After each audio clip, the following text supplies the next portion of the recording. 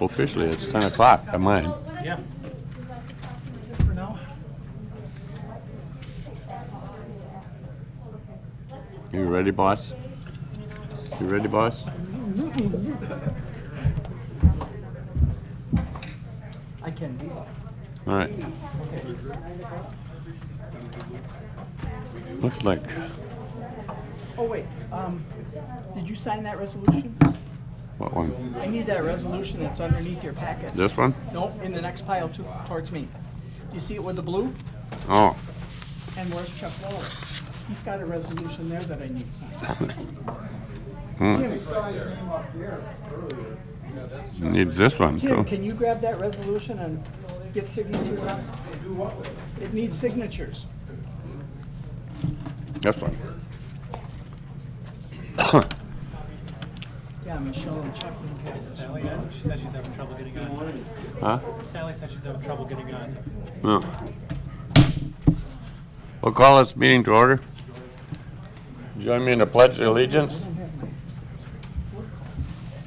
I pledge allegiance to the flag of the United States of America and to the republic for which it stands, one nation under God, indivisible, with liberty and justice for all. Reading of the call. I gotta find it. Oh.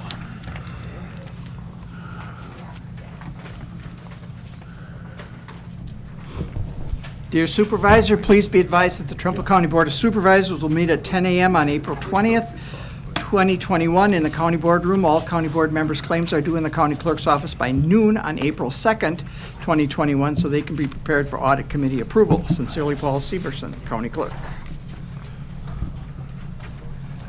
Roll call. Rick Nimitz. Douglas Winters. Here. Sally Miller.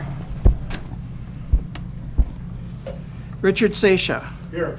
Joe Feltus. Here. George Brandt. Here. Beth Killian. Here. Randy Tullifson. Here. Michelle Haynes. John Austin. Here. Chuck Wallach. Here virtually. Tim Zeglin. Present. Dan Schreiner. Here. Kellen Nelson. Here. Jeannie Nutter. Here. Kurt Skoyen. Here. Ron Johnson. Here. Looks like 15 and 2 at this time. I think Sally was trying to get on, did you say? Sally's having some trouble, she said. She doesn't- And Michelle said she was going to be here, so. Anyway, certify the open meeting law requirements have been met with proper posting and notification. We have a 11-item agenda. There's been a amended agenda. Item 5 on the original B5 was dropped, and that was urging of Congress to support natural policy of climate change based on carbon-free, and that one's dropped until the May meeting. And also, we added item G is now education and extension and communication, personnel bargaining, exec finance for increased hours of the TV studio employees. That got added. Otherwise, everything's the same. Is there any, looking for approval of the, Mr. Douglas Winters, Second. seconded by Mr. Johnson. All those in favor signify by saying aye. Aye. Aye. Appearances. Oh, minutes, approval of minutes from March. Killian will second. Motion by Feltus, seconded by Killian. All those in favor signify by saying aye. Aye. Aye. Item 5, appearances. Update from Sheriff Fred Semmington.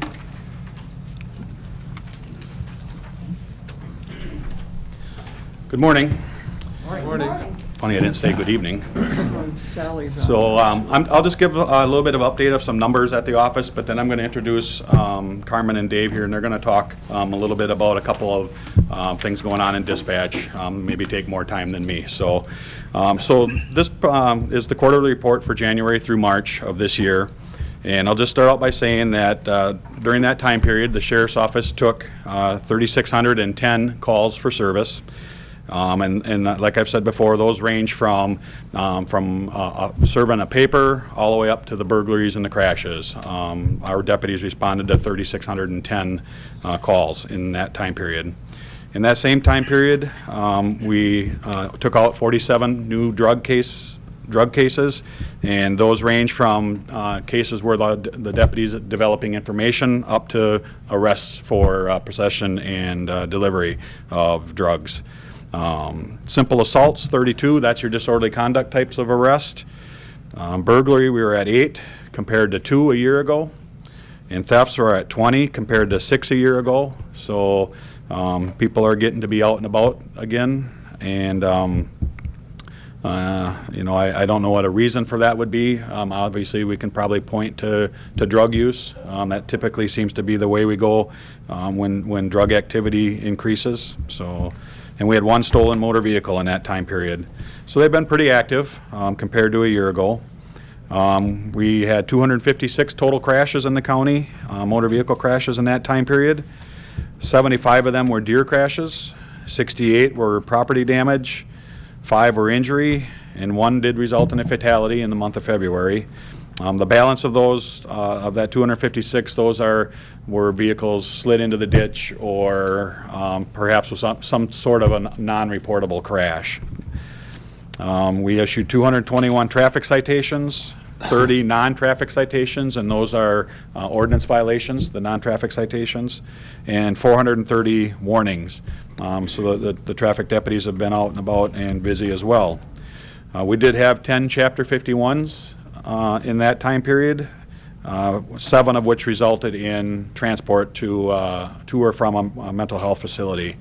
When I say 10 Chapter 51s, that doesn't mean they all resulted in detentions. It was basically 10 mental health calls that our deputies had to respond to where somebody was in crisis out in the field, whether or not they resulted in an emergency detention. As far as the jail goes, as of today, we have 43 total in custody, 17 of them being in contracted out-of-county jails. 4 are on electronic monitoring, and 1 is in another jail in a non-contract situation. They're serving our time while sitting a sentence in another jail as well. We have 21 in our jail total, for a total of 43. So for the months of January, February, and March, our average daily population started out in January of 34, February 36, and March is the ADP was 40. So again, we're slowly getting back to those pre-COVID numbers. In 2020, at this point, we were at 28. Where today we're at 40. In 2019, at this point, we were at 46. So we're kind of right in the middle of those 2 years right now. We had 13 incidents of drug withdrawals in our jail in March, 8 in February, and 10 in January. So that's a fairly steady problem that we have up there.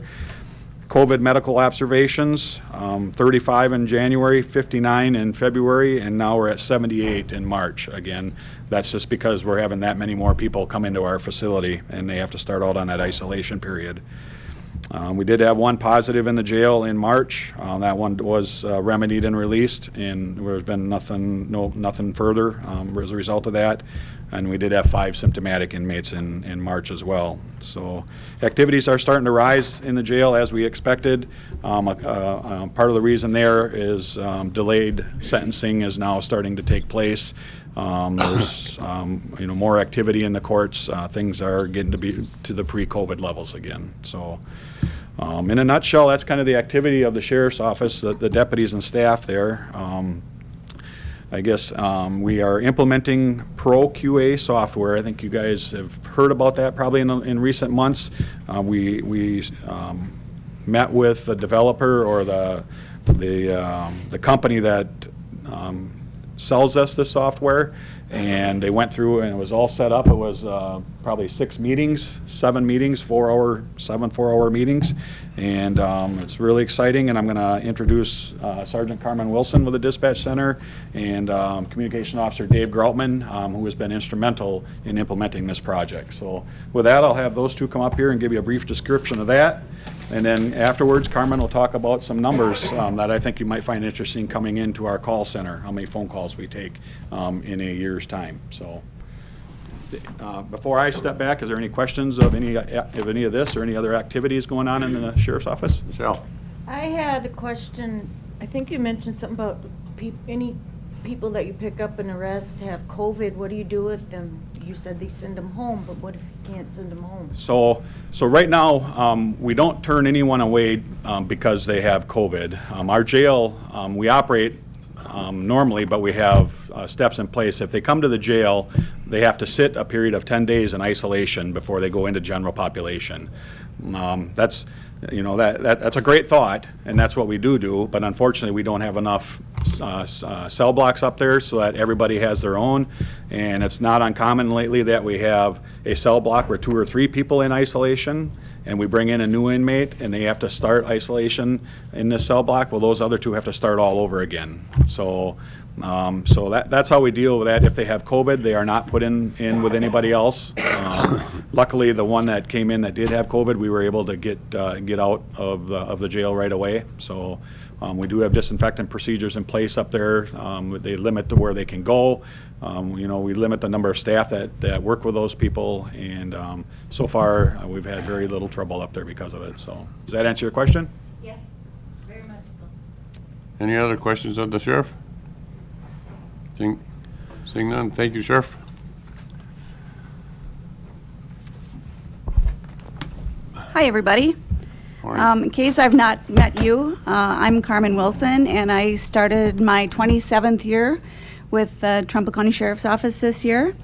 And I am very passionate about dispatch, always have been. So I'm excited about talking to you about it, because usually we're behind the scenes. We have a very dedicated staff. They are very, very passionate about dispatching, taking care of the citizens, taking care of the deputies, the firemen, first responders, making sure everybody goes home safely.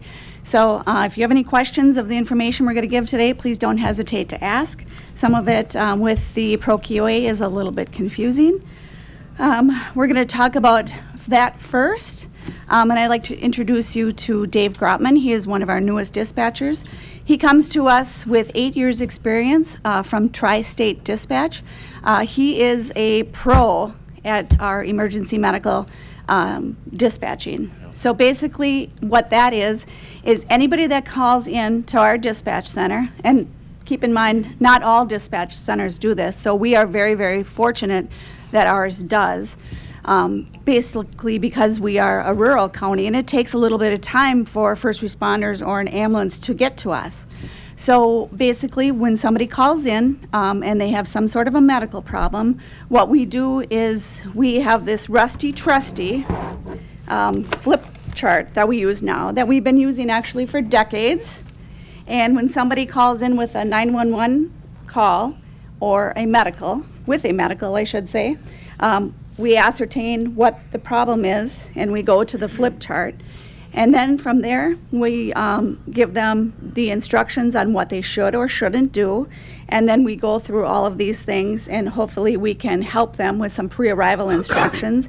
Because after all, we are the first people that can give that help to them. Even though it's on the phone, opening an airway, stopping bleeding, something like that is actually life-saving. So I'm going to talk to you, or let Dave talk to you about how we're going to go from this to something very exciting what the sheriff touched on, and that was the computer version of this. Hi, like Carmen said, my name's Dave. I come from Gunderson Tri-State Ambulance, 8 years of experience dispatching there, mostly medical. They ran 14,000 some odd calls a year. I come with 20 years of field experience on an ambulance in EMS as well. What Pro-QA is going to do, it's going to take this, which as you can see can be kind of a cumbersome to navigate and everything else, and it's going to turn it into one very streamlined piece of software where you'll go through the questions like, okay, tell me what, okay, what's the address of the emergency, tell me exactly what happened, where they'll give you the, their chief complaint, and then you'll go down the line based on, let's say he's got somebody with chest pain. First question you're going to ask, is he awake, is he breathing, is he alert, and then say, if he's got a heart history, it allows us to give, give medication instructions. And in 2018, I'm sure some of you are aware, the state of Wisconsin passed a law that every rural 911 center has to be able to give CPR instructions. And this is going to be very instrumental in streamlining that. The other thing that this is going to do, it's going to speed up response and it's going to provide the life-saving instructions. But at the same time, from a liability standpoint, it's going to save the county that way, because with the new software version of this, it allows us a more, a kind of a more diagnostic approach on it and a well-studied approach where, say somebody had just fallen, or fell in the house, doesn't have any injuries or anything like that, we can kind of tell our ambulance you don't have to run red lights and sirens, reducing liability to the public along those lines. What I was hoping to be able to do today, and we'll approach this at the next meeting here, is give you kind of a video demonstration of the software. Do you have any questions for me? Any questions at all? Anything at all? Don't see anything. Okay. All right. If you guys would like, I could give you kind of a call scenario that would come through with this if anybody wants to play fake EMS caller. Joe, you've been down this road with me before.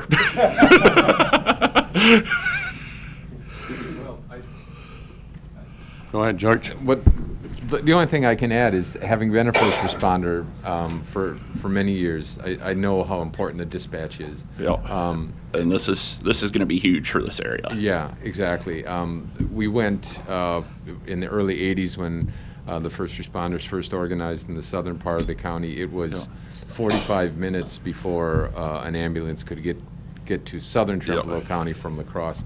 That's not, now that Tri-State especially is staged in Holman, it can be as little as 10 minutes, but many times the dispatch is what kept us going. Exactly, and the new setup will allow us to give instructions to anything from controlling bleeding to delivering babies, what to do if somebody was electrocuted, has a heart event, anything like that, even just a general sickness. Yeah. So this is great. This is a great thing. Yeah, this is tremendous for this area. Any more questions or anything? All right. Thank you.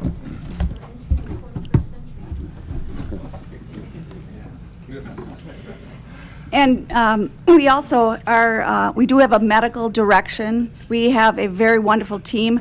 Normally, counties get one person, and we have a team of 3. So we have an ER physician that is our medical director. He oversees everything. Any updates, everything has to be approved by him. For instance, he has to approve what is considered an obvious death, for example.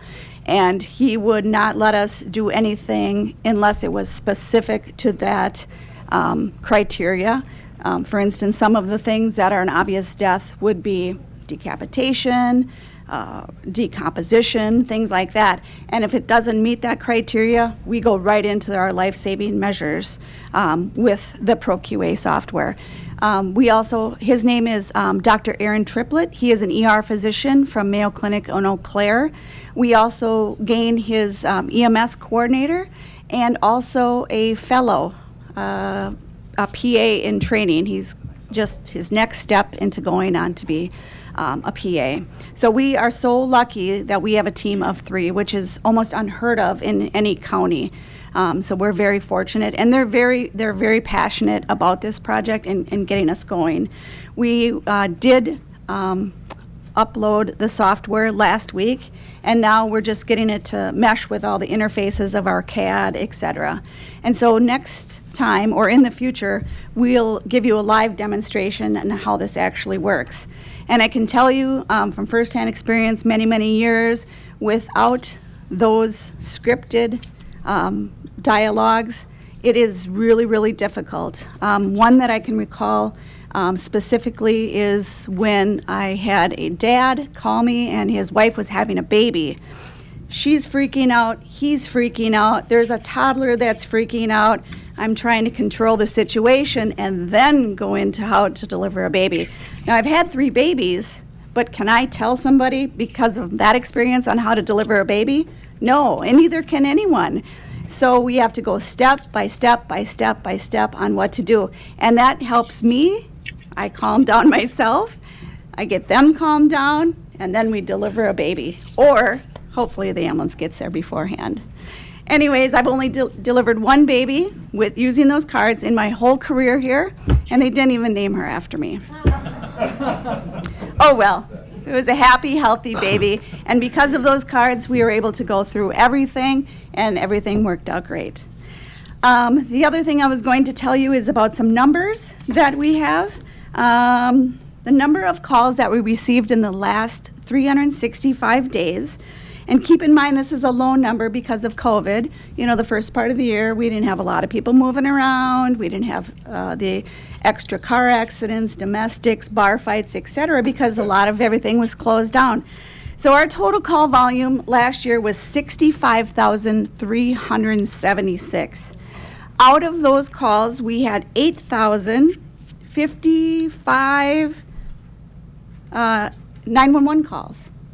So keep in mind that's low, and we have 2 people working a shift, and these people in dispatch take these calls 24/7. We have these people that are taking the 911 calls, we're taking non-emergency calls, and a lot of times the calls that come in on non-emergency lines are emergencies. Part of the older population a lot of times is fearful of calling 911, so they actually look up the phone number and they call us on a non-emergency line to tell us things like their husband is having a heart attack, or that they think that their husband may have passed away, or their wife has maybe passed away. So keep in mind that even though these non-emergency calls, we say non-emergency, but a lot of times they are emergency calls.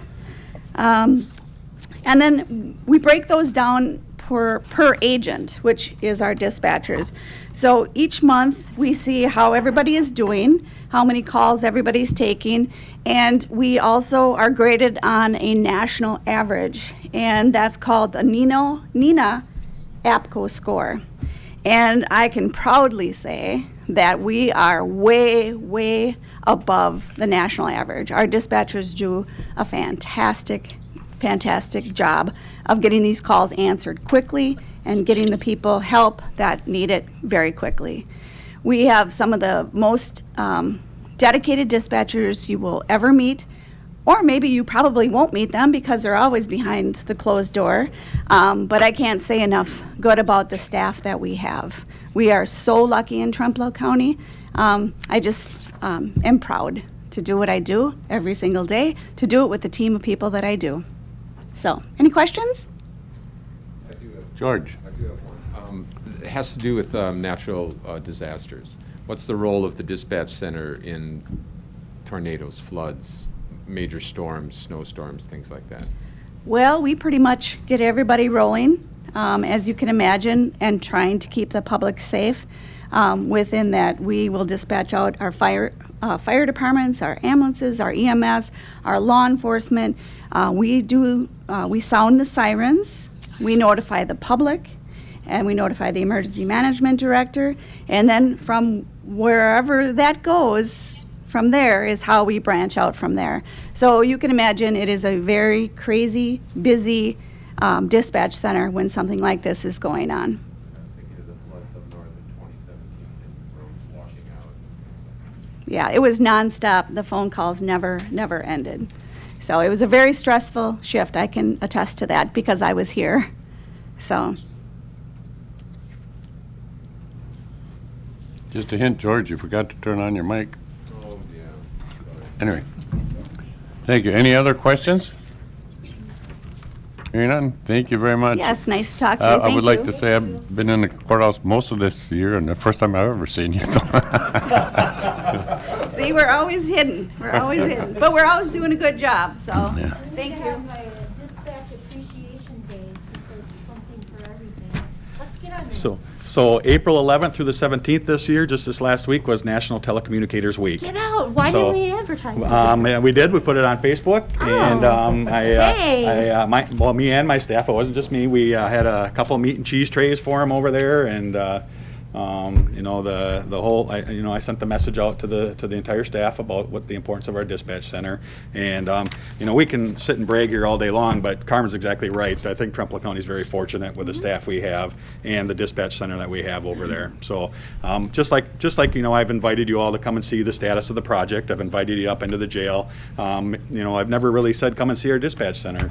As county board members, you're more than welcome to stop in and just see what it looks like over there. Or spend an hour and just see the rat race that happens. So, but Well, Carmen and Dave, go ahead, Jeannie. Sorry. no, I was just gonna say, I appreciate them. They saved my life once, so I love just people who work in dispatch. I can tell you that without the dispatchers, law enforcement probably wouldn't exist. Firefighters, fire departments would, we had the, in my day, if you needed the fire department, you called the local number and the firefighters pushed the button on the side of the phone and it rang the siren and everybody come running, but you didn't know anything about it, The dispatchers they not only dispatch, but they also provide valuable information about the scene, whether it's, a safe scene or the extent of the fire, the extent of the injuries, and, without them, it'd be very difficult to perform any function of law enforcement or emergency services, so, And they- yeah, kudos to them. They provide therapy when you're freaking out on the other end of the phone. They are the calm. Yep.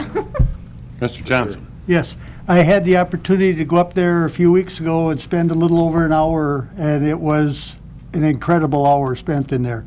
I just can't imagine the things that are going on in there. It was very, very wonderful experience to be in It there. was pretty calm that day, Ron. Well, by your standards, I think, by mine, it was pretty wild. I like to call it coordinating the chaos. Yeah. And since I'm in the mood for inviting, some of you have participated in this past, but the sheriff's office we've got what we call the Milo system coming back. It's our high energy firearms training scenario system that we have. I think, Beth, you might have done it. I guess Ron. I'll send a message out when the dates are, and if you guys want to come and watch us do it, or if you want to give it a try yourself, just to see what it's like in a stressful situation, what goes through an officer's mind, I think it'd be an eye-opening thing for you, and a little entertaining too, probably. So, but Mr. Chair, Yeah. Sally? I participated in that a couple of times, and I think it absolutely is beneficial for everybody to experience that. It's important to know what law enforcement goes through and the 1,000 moving parts that are happening every second of the situation. I gained a profound appreciation for the challenging decisions they have to make in a split second, and I think everybody should at least try to walk a few steps in their. Okay, thank you. Any other questions or comments? Not, thank you very much, Sheriff. thank you for your time. Next up, item B is Samuel's Group Venture Update. Kurt? Morning, everyone. Good to see you today. I'll do my best to keep it brief. I will stick around for the agenda item regarding ODIP to answer any questions that you may have later on in the agenda, but just kind of want to give you an update. There's been a lot going on since the last time we met. Give you updates on progress that's there. The asbestos is currently underway of being abated across the street at the old school. That should be done this week. There will be a security fence going around the block over there this week for the upcoming demo. So you'll see a fence. It's going to be around just that block. We're not doing anything with Park Street yet, and I'll give you an update on that. But that fence will be going up later this week. We did get bids for the demolition of the school. Post de-excavating out of Arcadia was low, and we currently have a contract out to them. It was kind of a delay on my end with a software issue, but we're hopeful that we can have demolition begin next week for the school. Their bid was $83,180. We did get a bid from Haas out of Eau Claire at $84,649. Linco Incorporated out of Sartell, Minnesota was at $104,000, and Turf Pro out of Green Bay was $108,500. Did open them up at the property committee meeting on April 8th, was given direction to take the low qualified bid. I did follow up with Post D, checked all of their qualifications, and they did meet the qualifications for being a low qualified bidder. So we do have a contract out to them and just waiting for that to be finalized. If the demo starts next week, we're anticipating 3 to 4 weeks to complete that, and that will be taking the entire structure down. That will be taking all of the footings and foundations out, and we are not having them backfill at this time. And the reason for that is that the backfill will be handled as part of the main project. What we do if we have two different contractors dealing with soils is there's compaction performance issues, and I just prefer that to be under one umbrella, and that will be part of the next project. But to kind of give you an idea, the budgeted value for that work that came in at $83,180 was $130,000. So we did have a good bid number there. I'm hopeful that that continues to be the case over the course of the project, but things went well there on that end. So Any questions on the demolition or the progress there that's made before I keep going? Yep.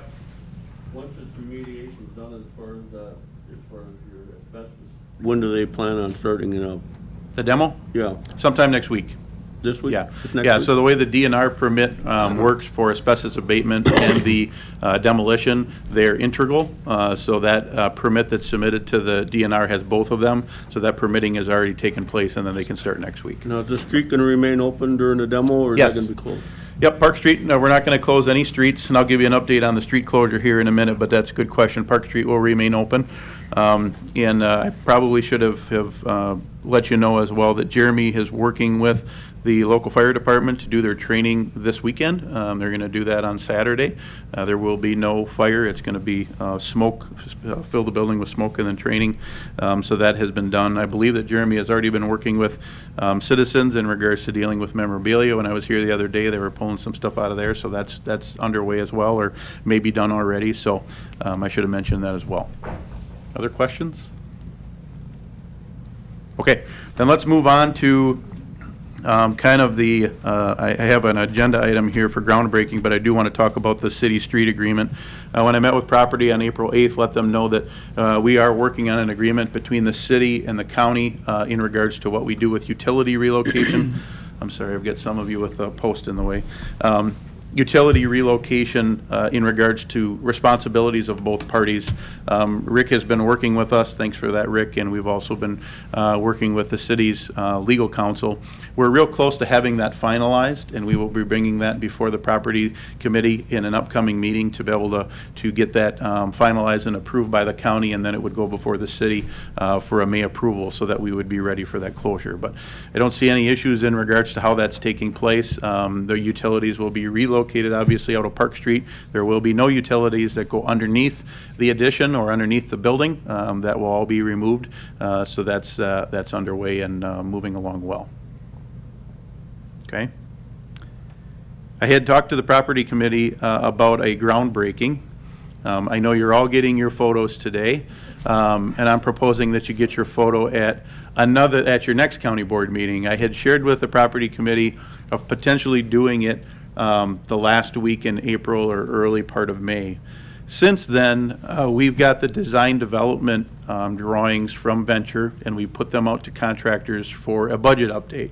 And one of the things that in that design, we were looking to maximize the amount of precast concrete we were going to put into the structure because of the steel prices that have been starting to escalate in regards to material components. Well, when we got it out to the precast manufacturer for pricing, they did get feedback. I got it from a couple manufacturers that because of a lot of people that were doing what we were proposing, is that their backlog is really starting to infill quite a bit, and that they would not be able to meet our timing from a schedule perspective if we did that much precast. Precast wall panels. We're going to do precast columns and beams and floor plank, but we're going to pull back on the precast wall panels, or we're going to go back to CMU or concrete block that would be cored and filled. The cores would be slushed in rods. The cost is about the same in regards to the precast or the concrete blocks, but it gets us the element of still staying within the schedule. But what that did to Venture is because I made that change from a budget perspective, they had to redesign some of the footing and foundations that was in that early bid package that they were going to have out the end of April, and we're targeting that they would have that early bid package out mid-May. So what it does is it buys us a little bit of time on the groundbreaking ceremony. I didn't want things going on behind you when we did a groundbreaking, and the groundbreaking was actually after we actually broke ground.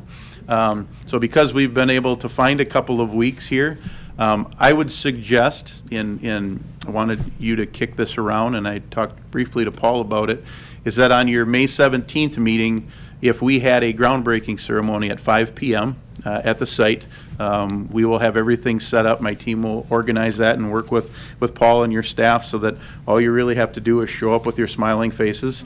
We'll have some shovels that are painted gold. We'll give you a hard hat, and then we'll take your picture. And I think it would be good to have members of the Building Oversight Committee there as well. whatever other staff you would like to have there. But typically that groundbreaking ceremony would just be a photo session, and whatever members from the county you would like to say a few words about the project, where we are, where we're headed, that sort of a thing. We can keep it brief, but if we had it at 5, I think we could have it done and behind us before you started your county board meeting at 7 p.m. on the 17th. So don't know if you want to kick that around, but I think that would work out. Sounds good to me. Ms. Haynes? This is a group picture, not an individual, correct? Yeah, group picture. Yep. It's action. I want you all digging a hole, because then we'll get less on our bids if I get you on a footing line. Each have to fill one truck. That's right. Okay. Anything else, Kurt? That's all I have. Just ODIP that we'll talk about on the agenda later on. So if you have any questions for me before? Yeah. Yeah, Beth? When you close off Park Street, what's going to happen with all the people that park on that street? It's a great question. Plus coming in, then the access to the back of the courthouse parking will be gone. Yes, that's a great question, and part of that discussion is something that Venture and our team is working on in regards to a temporary phasing plan of where parking may take place. I don't have all the answers for you, because the first discussion was, can we park some of them on the street? The other one, utilization of that shared parking lot that's on the southwest kitty corner to the courthouse now. The other option, and I hate to bring it up publicly without talking to the ownership, but there was some suggestion about potentially using a parking lot of the church in between. That was an internal discussion we had. I did that with another county, and there was members of the staff that were members of the church, and it would only be done during business hours by staff, so that you didn't have public dealing. That would potentially free up some other spots for public. But those are the sorts of things that we're kicking around. Before we shut the street down, we will make sure that we have a plan in place. I just don't have all the answers for you right now, but we're thinking about it. So. Any other questions, comments? Nope. Okay, thank you. Thanks, Kurt. Resolutions. This is the big one. Awarding the sale of the $43,440,000 general obligation bond. And I don't think you want me to read the whole 29-page resolution, so I am just going to, I don't even know if I want to paraphrase. It's just, this resolution is awarding the sale of $43,440,000 general obligation Justice Center bonds, Series 2021A. I'm stopping at that. Well, did you ever paraphrase that? Well, you all had the draft one. On your desks, you have the official one.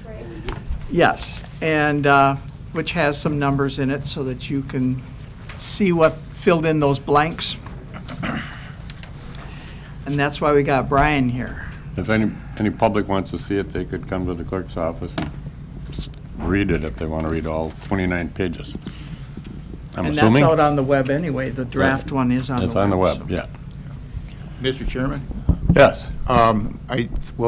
Thanks, Paul, but I just want to mention that we actually, the board authorized this a month ago, so this is the formal sale of the bonds, but we gave Ayler's permission to search for a buyer a month ago, so really this is completing a process that we already started.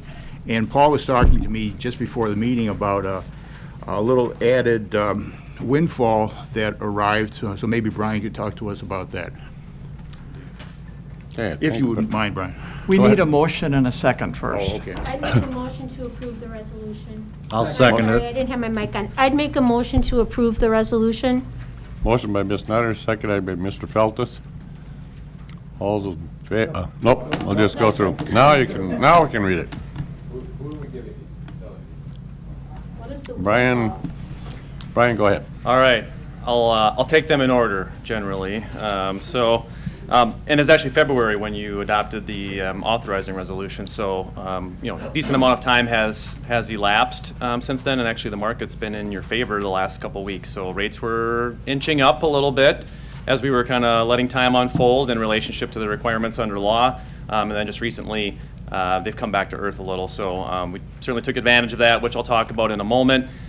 So to the point that was made, the bids for purchase of the bonds, right? So we sold the bonds competitively, right? We helped you put everything together, structure the bond issue to meet your needs from a levy perspective, built all of that. The issue goes out to the street, so to speak, and then bids for purchase of the bonds were due at 11 a.m. yesterday. So we got those in. We got 6 proposals for purchase, and generally speaking, the award goes to the lowest total interest cost. That includes the purchaser's fee. So their fee, along with the rates that they're proposing, determine then which one is the winning bid. And in this case, it was Bank of America Merrill Lynch out of New York. So given the size of the issue and the structure of it, we attracted some good interest, and it was on a nationwide basis. So we weren't just limited to firms that traditionally buy bonds in Wisconsin, say from the regional area. We actually attracted some of the larger players, and they're able to bring a pretty large balance sheet in this case. So, some of the numbers, when you get to a certain size, some of the numbers become a little bit more pronounced, right? So, out of our 6 bids, the low bid was right around 1.75, so 1.75%. And the high bid was really only 10 basis points. A basis point is 0.01%, so it's about 10 basis points more at about 184. The differential between the two on an issue of this size over 20 years is over $500,000. So in your head, that seems like a pretty nominal amount, but it accrues to a lot of money over time. And that is the benefit of soliciting competitive proposals in these sorts of circumstances. Is at any given day, you might have one bond dealer who's very much more interested in building their inventory than another. And every basis point adds up to real money to all of you as the issuer. So we did very well. A big component of that is the affirmation of your rating from S&P. All right, so if you recall our prior discussions, it was noted that you're a AA minus. So within the AA category, right at the top is AAA, and below that is the AA category, and it goes plus, and then flat with no gradation, and then AA minus. So staying in that AA scale was very important for you.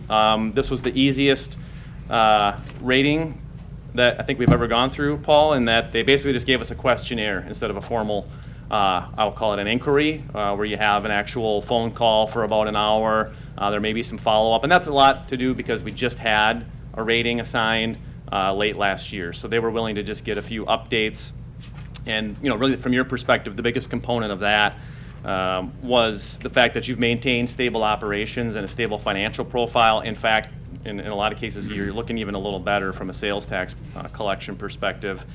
And the way the debt was structured and all the planning that's really been done for a number of years now does not result in fundamentally what they call a higher carrying charge, or what are you levying for debt service. We're staying pretty flat in that context. So even though we're increasing your total amount of debt, the burden to you as paying the debt service is really unchanged. So from that point of view, nothing else has changed. If you go through the rating report, I'm happy to answer any details in there as you're scanning through. There's some strong language in there, but just understand nothing had changed really from the last rating report in the capacity of how the language is laid out. So the things that you're able to control are pointed to as positives, whether it's adequate, strong, or very strong. And things that are out of your control really haven't changed since the last time we got the rating. And in fact, likely the local economy has improved to some degree, and that's shown in the sales tax results.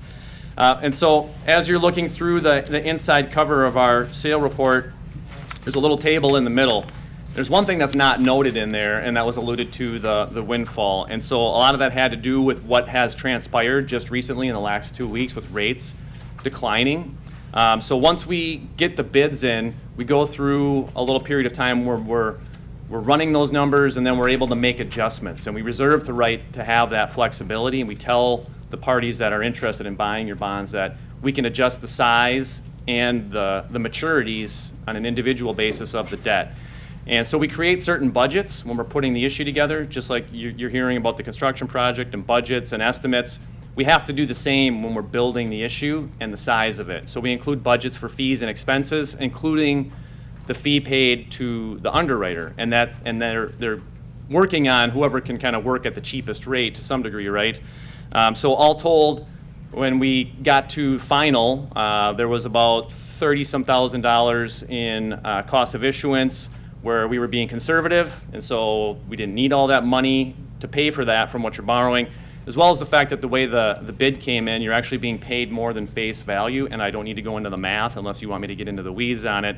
But fundamentally, what we had budgeted for the underwriter's fee, we were able to basically put that in the project fund the way that the proposal came in. So all told, we issued the same amount of bonds, and you'll see here that you're almost exactly where we started from a debt service perspective, but you were able to garner another $295,000 in construction proceeds. So I certainly get that that's less than 1% of the 43 million plus, but when it comes time to make decisions, it can be difficult when you start to eat into your available proceeds. So it seemed through some minor discussion that if we can arrive at the same bond sizing and the same debt service, it really only made sense when you can borrow money at 1.75% to retain the excess and put that into your project fund. So now you have an additional $295,000 available for the project.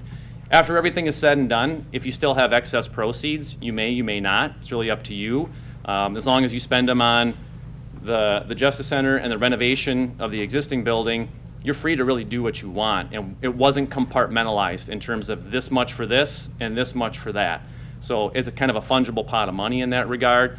If you have anything left at the end, it just gets plowed back into the debt service fund. So if there's some dollars remaining, essentially you use it to repay the obligation that you have created in the form of the annual debt service requirement.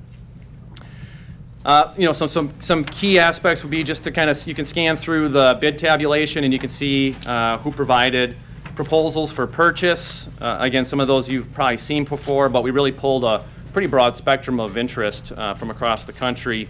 I will allow all of you to parse through the rating report as kind of an update more than just anything set forth in whole cloth that I think all of you should be aware of. You did fine from that perspective, and the affirmation speaks for itself.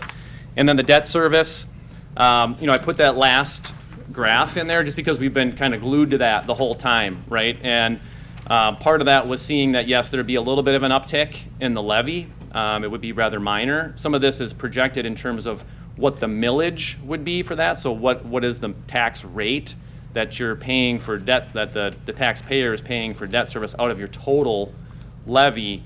But we're using your current value, and that'll get updated in August, and likely would be higher. But the $1.26 per thousand that you're seeing there, I know it's small numbers, but going into 22, that is exactly where we had talked about being from the start of this entire discussion.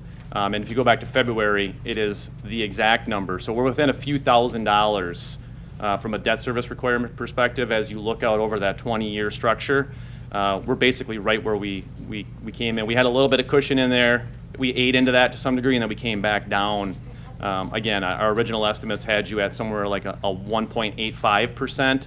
And again, we're always trying to be conservative because nobody has control over that. But you did very well at the 175 for 20-year money. And certainly a lot of that has to do with how you're managing yourselves and the planning that you put in to this exercise when you're taking on a major capital project that's really a legacy initiative and is going to have benefits for decades to come. So I will pause there. I think I answered both of the immediate questions, but I'm certainly happy to answer any other questions for the board. Any questions from anybody? I don't see.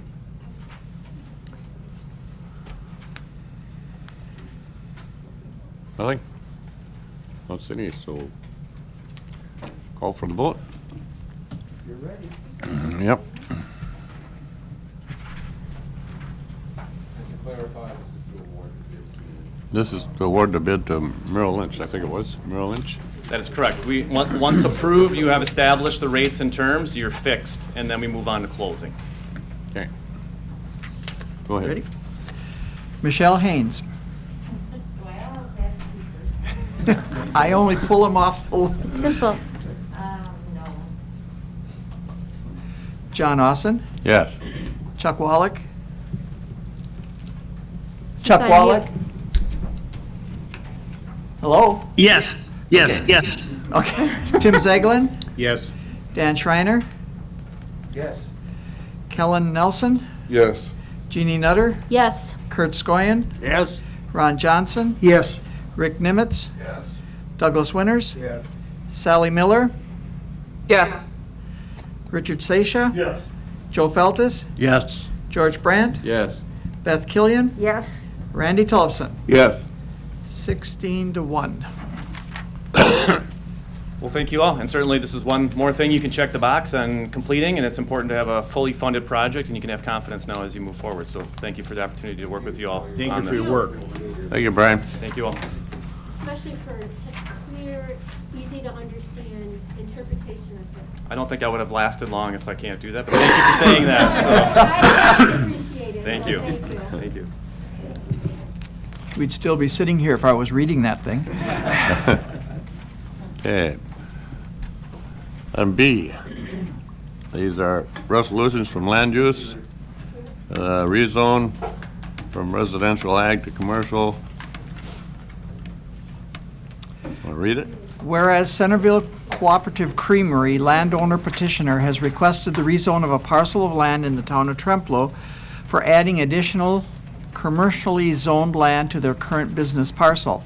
Whereas the rezone is on approximately 6.55 acres, more or less, and whereas a public hearing was held pursuant to Section 59.69, parentheses 5 of the Wisconsin statutes, and whereas the town of Trempealeau supports the rezone request, and whereas the Environment and Land Use Committee moved to rezone this parcel from transitional agriculture, TA, to commercial, C, and it appears that the zoning change request is appropriate under the circumstances.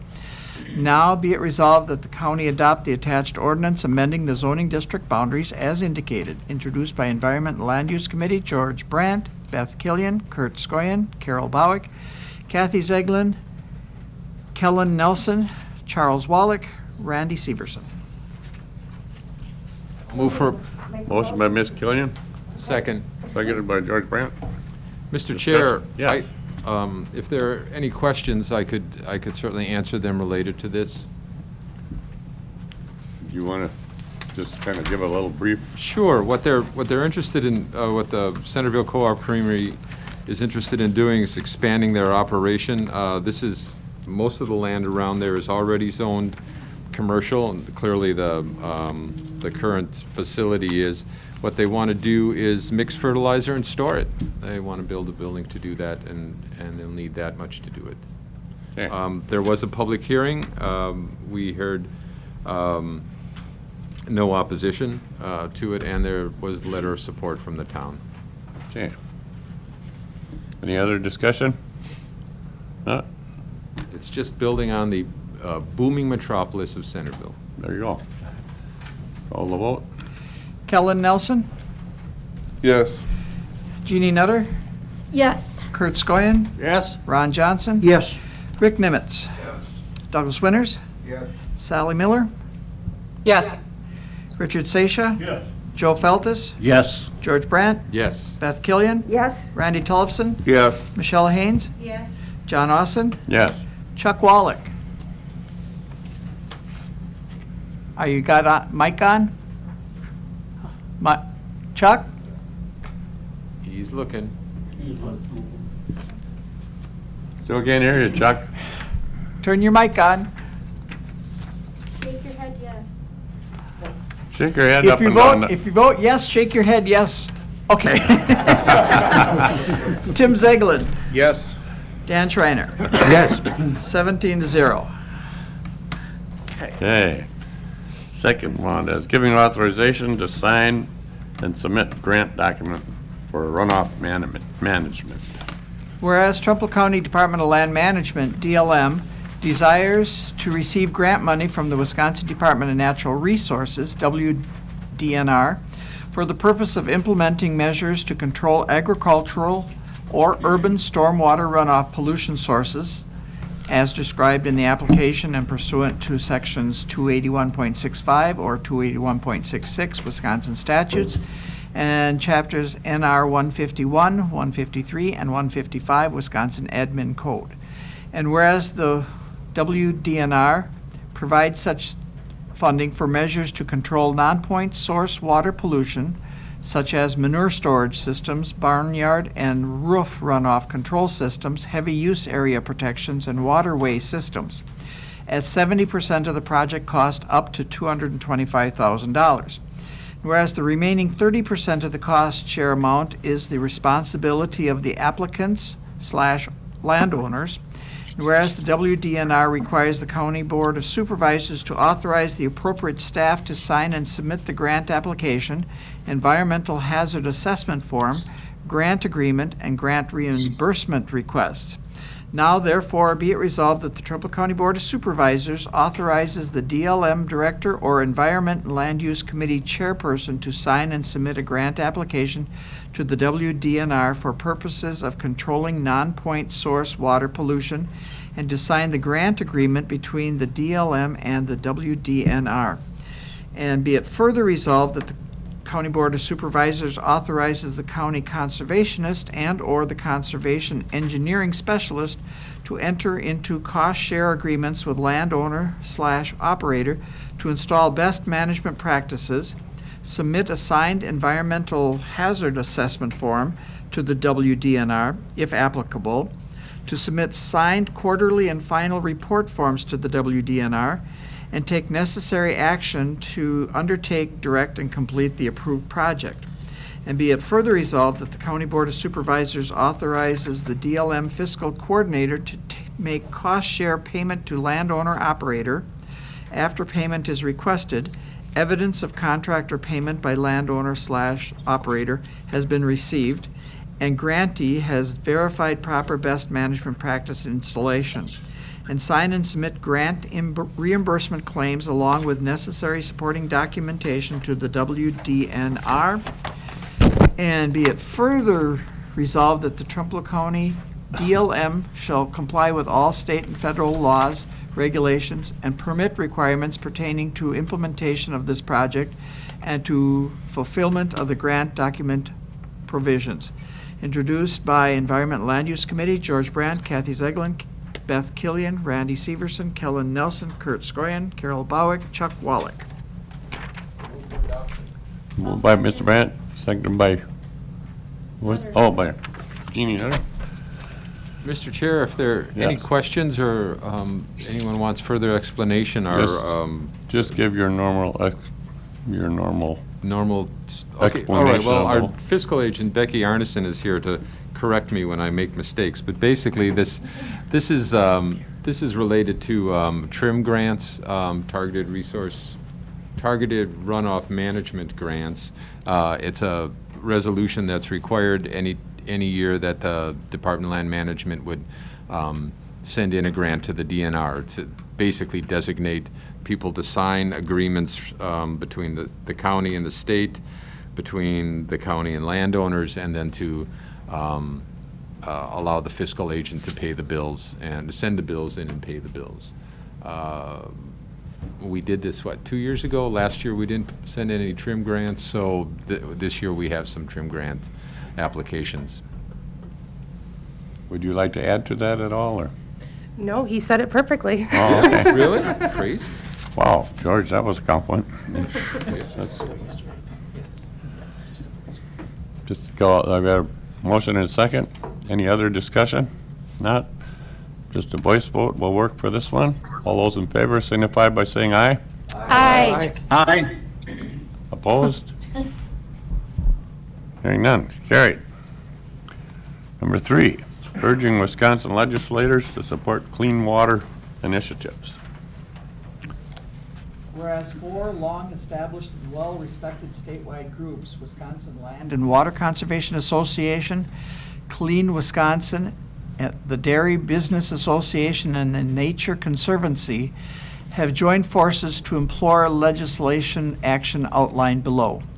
Whereas these 4 organizations have outlined 4 principles that will guide and inform their joint efforts to obtain comprehensive policy changes, including increasing well testing and well replacement funding, updating the state CAFO, which is Concentrated Animal Feeding Operations, program, and bolstering current conservation efforts, and unused well abandonment measures. And whereas conservatively, it is estimated that 1/5 of rural wells and some municipal wells in Wisconsin are polluted with nitrates. And whereas excess nitrates in groundwater and phosphorus in surface water have led to algae blooms on inland lakes and streams, which have the effect of reducing tourism and recreational pursuits. Whereas excess nitrates are a known and well-documented direct threat to human health. Whereas specific actions need to be instituted, like managing unintended agricultural runoff, supporting farms that meet water quality standards, only permitting those agribusinesses that do meet water quality standards, helping farms to grow foods with fewer negative environmental impacts, encouraging innovative farming practices, and recognizing that on sensitive soils, farming practices will have to change more dramatically in order to protect our water resources. And whereas remediation of polluted waterways and groundwater will take years to accomplish, and whereas many farmers in Trempealeau County and throughout the Driftless region realize the magnitude of the problem and are participating in farmer-led initiatives directed towards implementing best management practices that independent of legislation action. And whereas recommendations of the Speaker's Task Force on Water Quality have not, as of yet, been implemented. Now, therefore, be it resolved that the Trempealeau County Board of Supervisors urges the Wisconsin State Legislature to codify specific needed water protection measures as outlined in the Speaker's Task Force on Water Quality recommendations and commentary by the Wisconsin Land and Water Conservation Association, Clean Wisconsin, the Dairy Business Association, and the Nature Conservancy, and put timelines in place to accomplish these goals. Be it further resolved that the Trumbull County Clerk be directed to send copies of the resolution to Governor Tony Evers, State Senators Kathy Bernier and Jeff Smith, and State Representatives Trig Pronczynski and Jesse James. Introduced by Environment and Land Use Committee, George Brandt, Beth Killian, Carol Bowick, Charles Wallach, Kathy Zeglin, Kurt Skoyan, Randy Severson, Kellen Nelson. For motion? Motion to approve. I'll second. Motion to approve by Skoyan, seconded by Jeannie Nutter. I bet you're getting tired of this, right? No? Go ahead there. Okay, this, as you can see from the note on the back, Ben Anderson had received a communication from Wood County, much as this resolution suggests we do, is to communicate to other counties or legislators. And what I've done is had Paul find the original communication from Wood County and also from Portage County related to their resolutions related to the clean water initiatives that came out of the Speaker's Task Force. What I found interesting about Wood County and Portage County, you'll see that in the papers I put on your desk, is the county boards decided to go to a referendum to see if the people of their county supported the clean water initiatives. And in both cases, first of all, I was pretty excited to see that they had over 10,000 people voting in the, must have been February primary. 80% of the people in their counties supported just sending the resolution to the state. So I hope the county board supports it as well. Okay. Any other discussion? Do we have a roll call vote or? Did we get a motion in a second?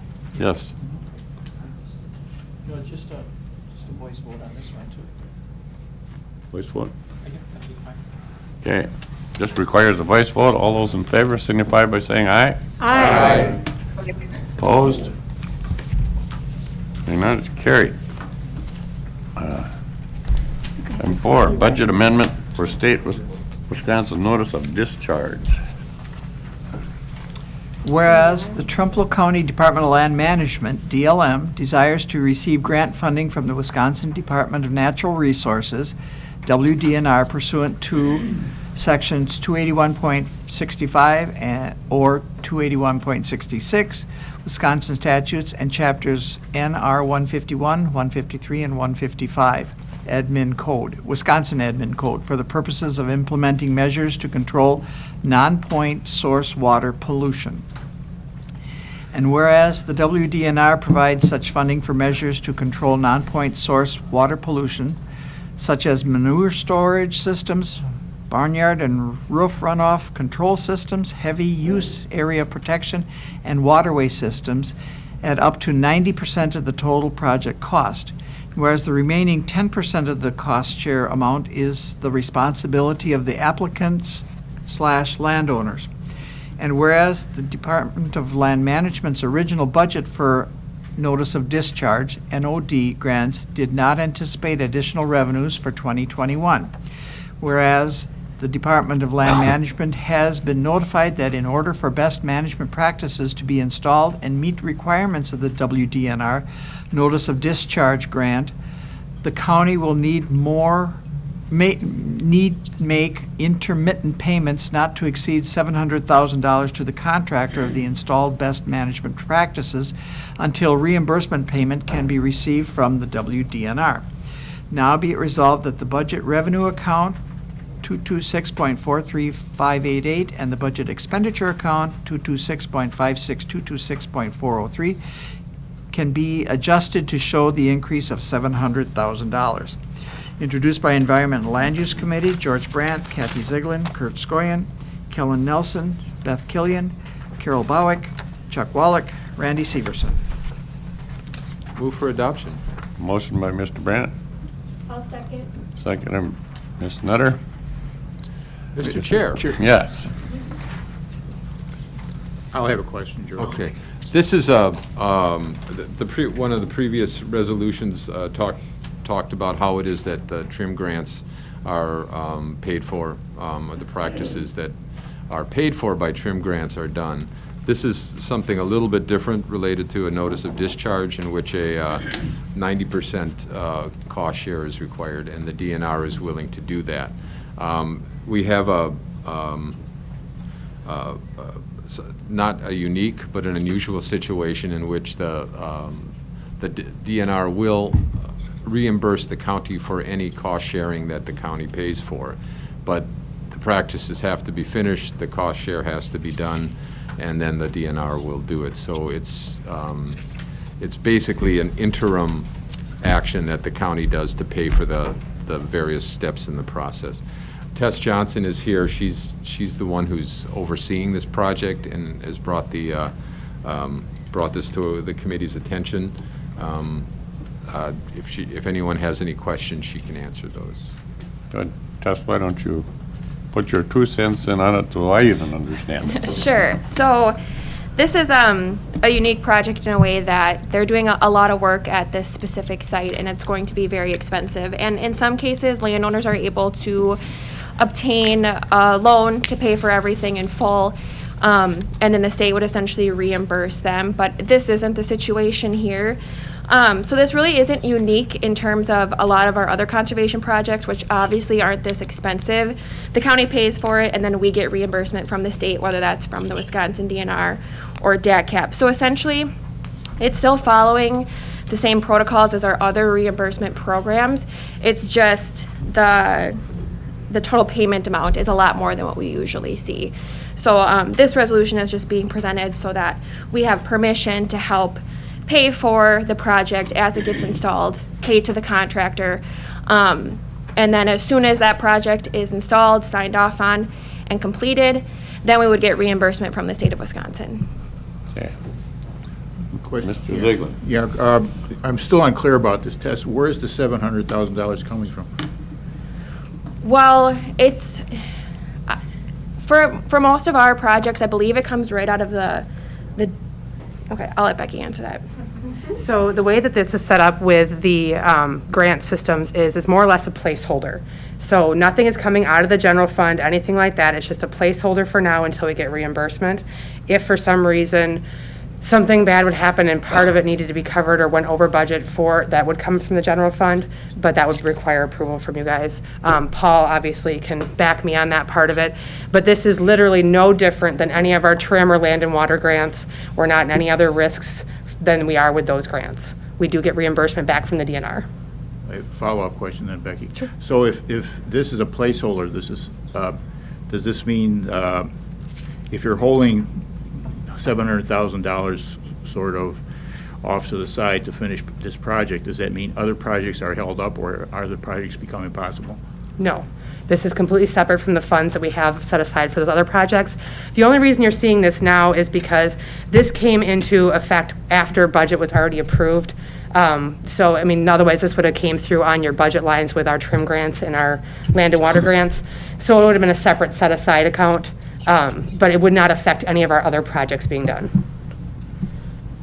Thank you. Did that answer your questions? Yes, thank you. Okay. Any other questions or comments? Not, this one I think requires a roll call vote. Jeannie Nutter. Yes. Kurt Skoyen. Yes. Ron Johnson. Yes. Rick Nimitz. Yes. Douglas Winters. Yes. Sally Miller. Yes. Richard Seisha. Yes. Joe Feltes. Yes. George Brandt. Yes. Beth Killian. Yes. Durandi Tullifson. Yes. Michelle Haynes. Yes. John Austin. Yes. Chuck Wallach.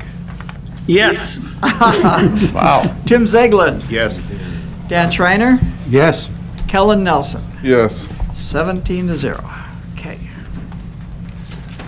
Okay, Law Enforcement Emergency Management Committee submitted this one for support of increased county child support funding. Whereas Trumpealeau County administers the Child Support Enforcement Program on behalf of the state, providing services to Trumpealeau County residents, including paternity establishment, obtaining child support and health insurance orders for children, and enforcing and modifying those orders. And whereas our children's well-being, economic security, and success in life are enhanced by parents who provide financial and emotional support. Whereas the county child support agencies collected $935 million in child support during 2019 and established 98,405 health insurance orders. Whereas the Trumpealeau County Child Support Agency provides services to children as well as custodial parents and non-custodial parents that reduce childhood poverty rates, establish parental rights, and promote the involvement of both parents in the lives of their children. And whereas the economic security and social service programs provided by Trumpealeau County Child Support Agency are needed by Wisconsin children and families now more than ever due to the economic downturn caused by COVID-19. And whereas state funding for county child support services has failed to keep up with county agency costs, which have steadily increased due to growing caseloads, inflation, and new federal regulations. Whereas Wisconsin Child Support Enforcement Program has fallen from second in the nation for collecting current support to fifth. Whereas Wisconsin's decreased performance has led to the state losing out on an estimated $70,000 in potential federal incentive payments between calendar year 2019 and 2020. And whereas an abrupt federal interpretation change in June 2019 eliminated $4.2 million in federal birth cost recovery matching funds for Wisconsin. And whereas Wisconsin's strong performance in child support establishment and You're talking. No. and enforcement is at risk without additional state funding. You're looking Further- right at her and your lips are moving. Chuck, you're talking too. Further drops in performance would result in additional reductions in federal funding for Wisconsin. Whereas decreased federal funding results in less funding for Trempealeau County's Child Support Agency. This could lead to reductions in child support enforcement services and collections. And whereas new state investments in child support program are amplified by generous federal match. Every $1 of state GPR invested in child support programs generates roughly $2 in federal matching funds. And whereas Wisconsin's child support enforcement program is incredibly cost-effective, collecting an average of $6.20 in child support for every dollar invested in the program. Now be it resolved that the Trempealeau County Board of Supervisors respectfully request that state funding for county child support agencies be increased by $4 million GPR in each fiscal year of the 2021 to 2023 Wisconsin state budget, which will generate approximately $7.7 million in additional federal funding each year. This investment will ensure that counties can continue to effectively provide economic support to our children. Be it further resolved that a copy of this resolution be forwarded by the county clerk to the governor of the state of Wisconsin, state senators and state representatives representing Trempealeau County, the secretary of the Wisconsin Department of Administration, and the Wisconsin Counties Association for consideration. Introduced by the Law Enforcement Committee, Ron Johnson, Tim Zeglin, Randy Tolfson. Is there anybody? Second. Motion made and seconded. Any further discussion? Tim, this came from law enforcement. You're in law enforcement. Do you have any comments? No, I don't. No? Pretty long. Renee is here though too. Renee. Oh, Lyon. Renee, do you have any comments you'd like to explain this a little further? Sure, it is, You got to come to the podium here.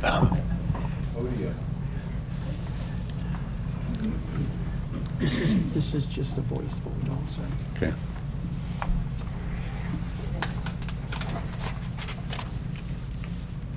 This is basically an effort by counties to encourage increased funding in the upcoming governor's budget bill.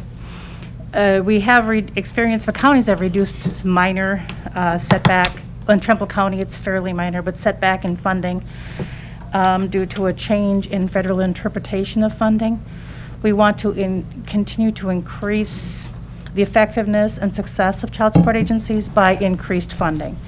This will be a no cost to the county. It'll be a request for the budget bill to increase by $4 million to child support agencies in GPR each of the fiscal years for 2021 and 23. Any questions? No. Okay. Thank you. Thank you. Nope. Nope. So the $4 million then, is that filling the hole that was left by the decrease in $4.2 million from the feds? Is that basically, or is it this different kind of approach? Well, I'm thinking this $4 million, it's actually going, after the calculation is done, will be greater than that when we receive federal matching funds. Okay. So this will be more than the interpretation of a reduced funding in the birth cost area. It's going to be an increase overall. I think some counties have experienced reduced funding and some issues with COVID.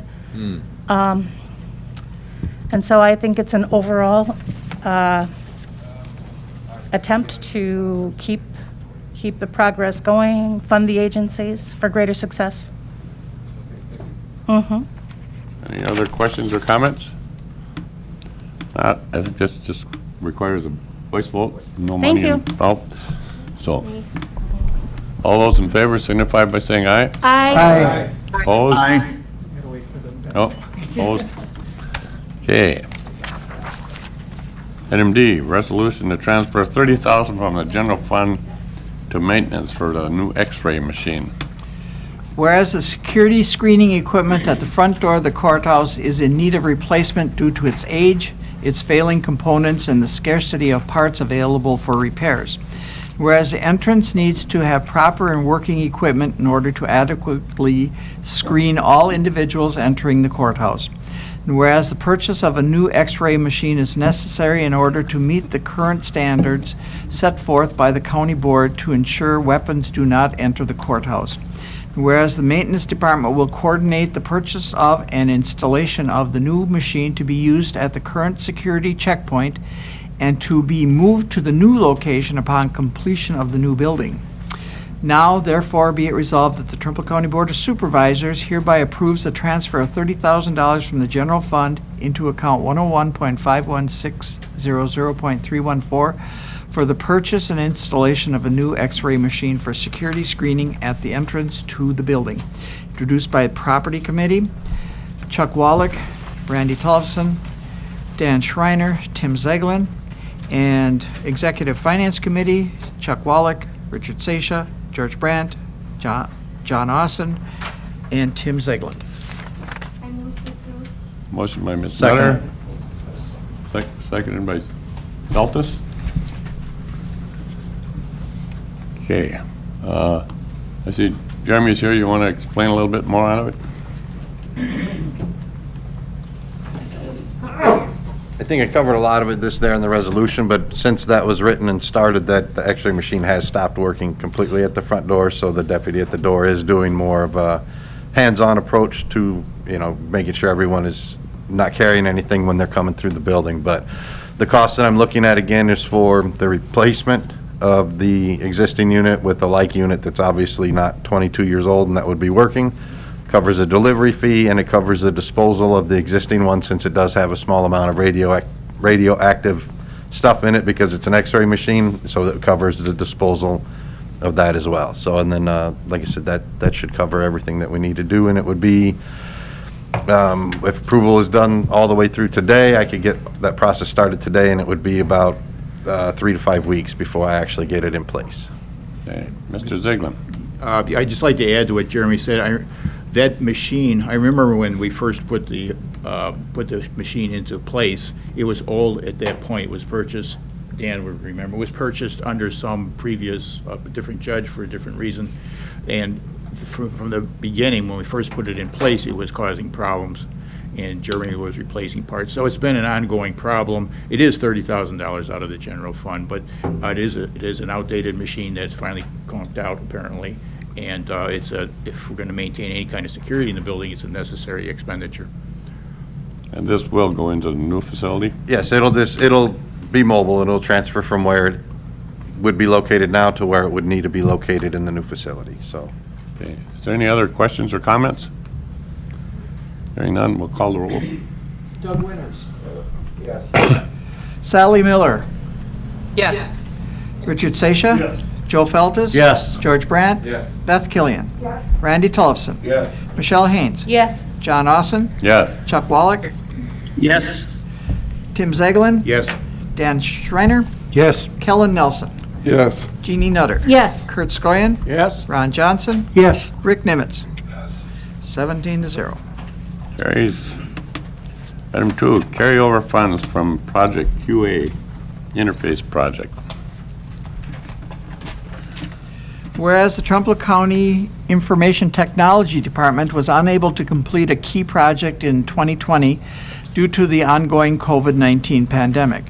Whereas the key requirements to implement the Pro QA interface project in dispatch are in process, and whereas the Information Technology Department will need to purchase the previously approved interface and maintenance services in 2021 for the Phoenix Pro QA interface. Whereas the approved amount from 2020 was and remains an estimated $14,868 to implement. Now, be it resolved that the Trumbull County Board of Supervisors approves the carryover of $14,868 from the IT 2020 budget account 101.51450.210 to the 2021 budget for technology upgrade in the Dispatch Pro QA interface. Introduced by Property Committee, Chuck Wallach, Dan Schreiner, Tim Zeglin, Randy Tollefson. Executive Finance Committee, Chuck Wallach, George Brandt, Tim Zeglin, John Austin, Richard Seisha. Motion by Mr. Seisha. Second by Mr. Tollefson. Is there any further discussion? Or I don't see anybody from, I don't see Tim here. Well, is he on? No, but Sheriff's here. Oh, sure. I didn't realize that this was on the agenda, and I'll talk like I know what I'm talking about, so. Well, now, when you get this money, then you can do the project. Yeah, there you go. So That you this just talked about. This ties into what Carmen was talking about earlier, that Pro QA. And when Pro Phoenix is our records management system, and it's also our computer-aided dispatch system, our CAD system. And what this does is this interface is it allows the Pro QA to talk to the CAD system, because everything is entered into CAD. When the name, the address, the nature of the problem, I mean, all the information they collect is entered into CAD, and with this interface, it just pushes it right into Pro QA. So basically, it's with every, we have the IM responding over there. I don't know if you've all heard of that, but that works with our firefighters and our EMS. That's a dispatch system for our firefighters and EMS. That has an interface with our Pro Phoenix software. Nixle, you heard of, the community awareness software we implemented last year. That has an interface with our Pro Phoenix, and that all comes at a cost. And this was part of a project for 2020, but because of Pro Phoenix, everything got delayed. It didn't get spent in 2020. We're at that moment now where we need to have this interface done, so that's why he's asking for this. So. Okay, any other questions or discussion? Not? Call the roll. Mr. Chair? Yeah. Ms. Miller? Sheriff, is this going to allow people to communicate with 911 via text on an emergency basis?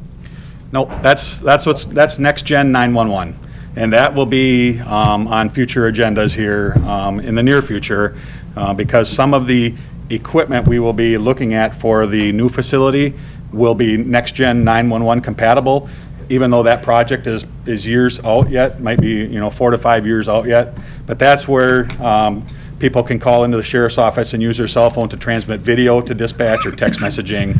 That's where that piece fits in. Thank you. Any other questions or comments? Seeing or hearing none, call the roll. George Brandt? Yes. Beth Killian? Yes. Randy Tollefson? Yes. Michelle Haynes? Yes. John Austin? Yes. Chuck Wallach? Yes. Tim Zeglin? Yes. Dan Schreiner? Yes. Kellen Nelson? Yes. Jeannie Nutter? Yes. Kurt Skoyen? Yes. Ron Johnson? Yes. Rick Nimitz? Douglas Winters? Sally Miller? Yes. Richard Seisha? Yes. Joe Feltes? Yes. 17-0. Next one come from Law Enforcement Personnel Bargaining, Exec Finance. Additional correctional officer positions in the sheriff's office. Whereas the Trempealeau County Jail administrative staff is responsible for the safety and security of the jail for both inmates and employees. And whereas in order to accomplish this, the jail is required to have a minimum of 3 employees on staff at all times, in addition to the administrative staff. And whereas in order to maintain a minimum of 3 employees on staff at all times, to not include administrative staff, the actual number of employees needed per shift is 4 to account for shift relief factor. And whereas there is currently 1 sergeant to oversee the 4 scheduled shifts. Whereas State Department of Corrections detention facilities specialists have consistently recommended improvements in the staffing levels dating back to at least 2012.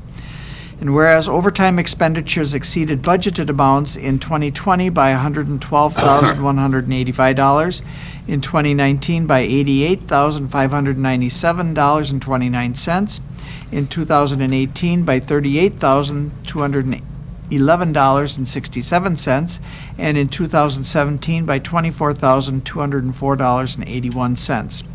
And whereas there are select few current employees wanting to work overtime, and the few that do have worked as many as 60 hours in one pay period, causing burnout and possibly less willingness to work future overtime shifts. Whereas hiring part-time correction officers is very challenging due to state certification requirements, and the 2 part-time officers we currently have are full-time officers in other counties. And whereas our current staffing levels are Captain 1, Lieutenant 1, Sergeant 1, Correction Officers 15 for a total of 18, and a 2020 staffing analysis completed with the assistance of the Department of Corrections Detention Facilities Specialist Brad Hoover, is recommending Captain 1.24, Lieutenant 1.24, Sergeant 5.39, Corrections Officers 15.45, Programming Officer 1.24, for a total of 25.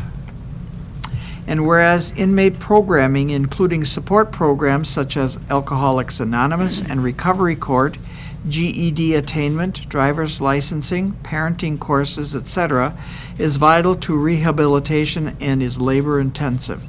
And whereas current recommended staffing levels will be necessary when we move into the new Justice Center, and whereas Sheriff Brett Semmingson is recommending the following staffing levels: Captain 1, Lieutenant 1, Sergeant 4, parentheses working sergeants, Correction Officers 16, and Programming Officer 1, for a total of 23 jail staff, an increase in 5 from current levels.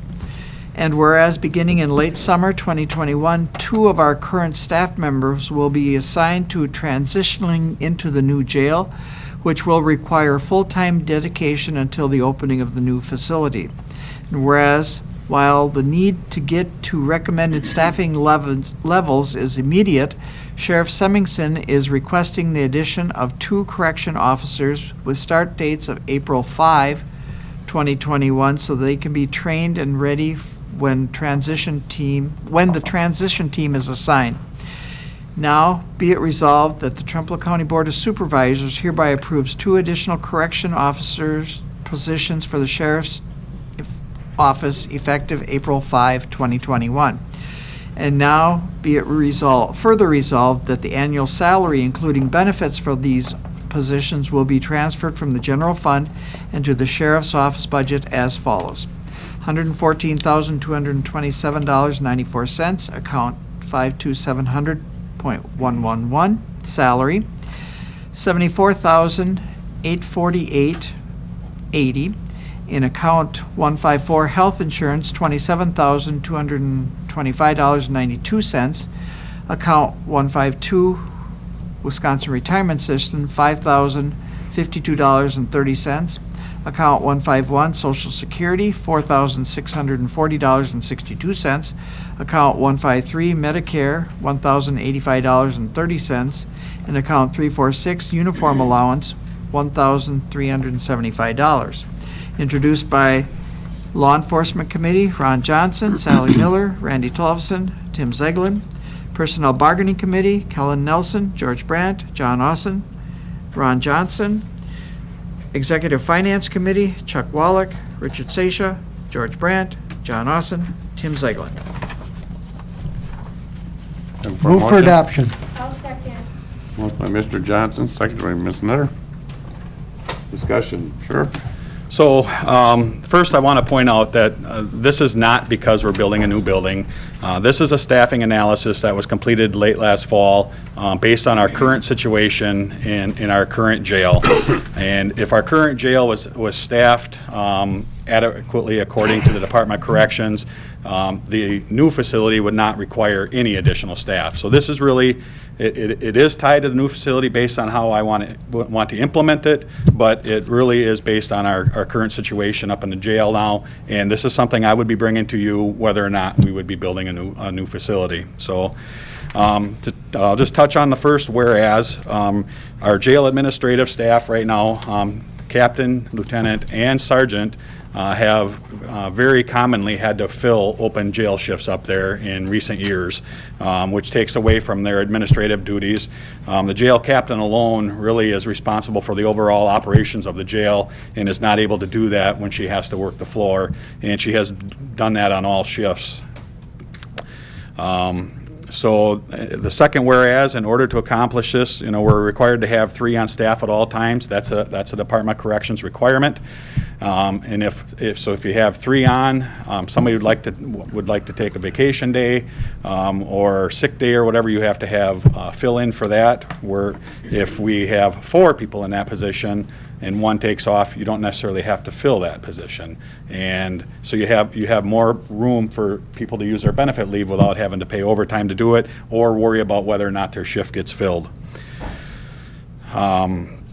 That kind of touches on the third one too. The fourth one, whereas there's only 1 sergeant to oversee the 4 scheduled shifts, that is very problematic right now. 3 of the 4 shifts, there is no supervision, especially on weekends, and it's resulting in many questions coming to Tanya and Joan when they're off on weekends. It's resulting in decisions that could have been made right on the spot to mitigate problems that are being delayed because of having to get a hold of a supervisor. And it's ideal to have supervision round the clock at that sergeant level. The Department of Corrections has consistently noted in their jail inspections going all the way back to 2012, and those are the ones that I'm privy to electronically.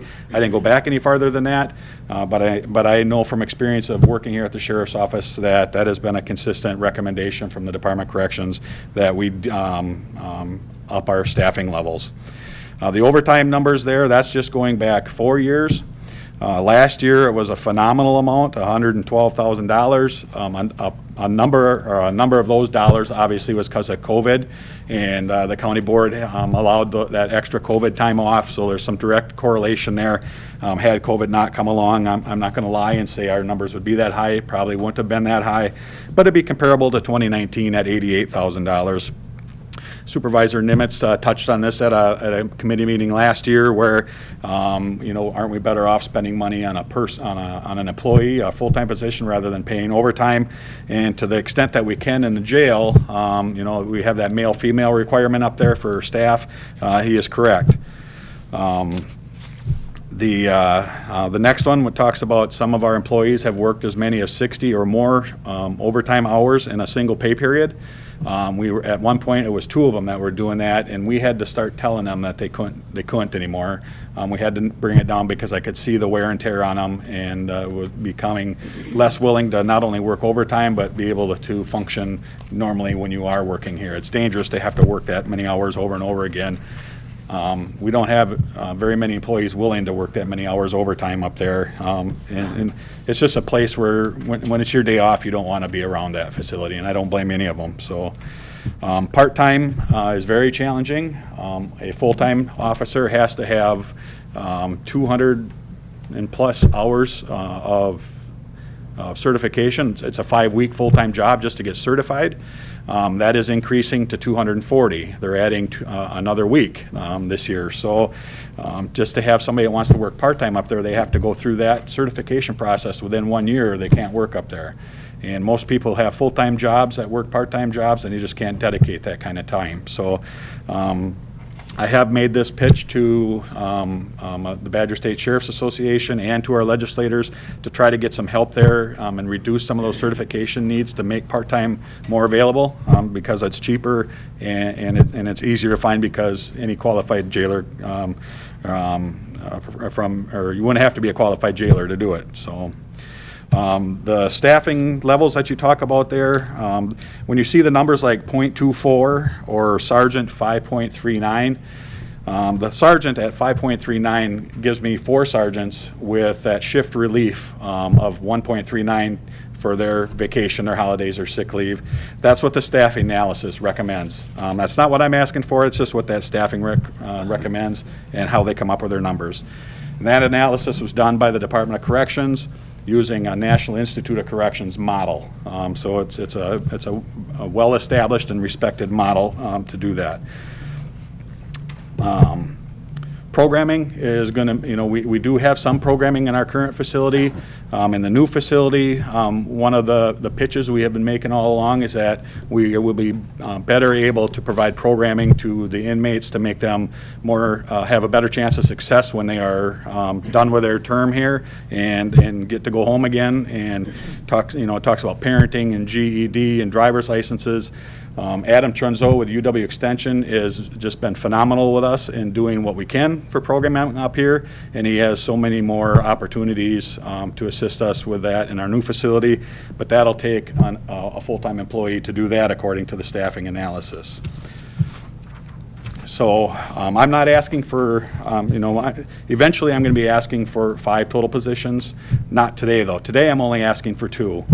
The staffing analysis says we need it. A reasonable person would think that if a staffing analysis now says we need it, that we need them all right now. I think that would be a huge impact to the tax levy, and I don't want to do that. The savings to my budget when the new facility opens for the out-of-county housing will more than pay for these 2 or offset it. Currently, my budget over the years has been $230,000 a year just for out-of-county housing. Doesn't count the overtime I talked about. It doesn't count the transportation costs I've talked about. So there will be some savings there to help offset this. This fall, these 2 people, or 2 of our current staff will be assigned to what's called the transition team into the new facility. And to do that, I will have to have replacements for them in our current staffing levels.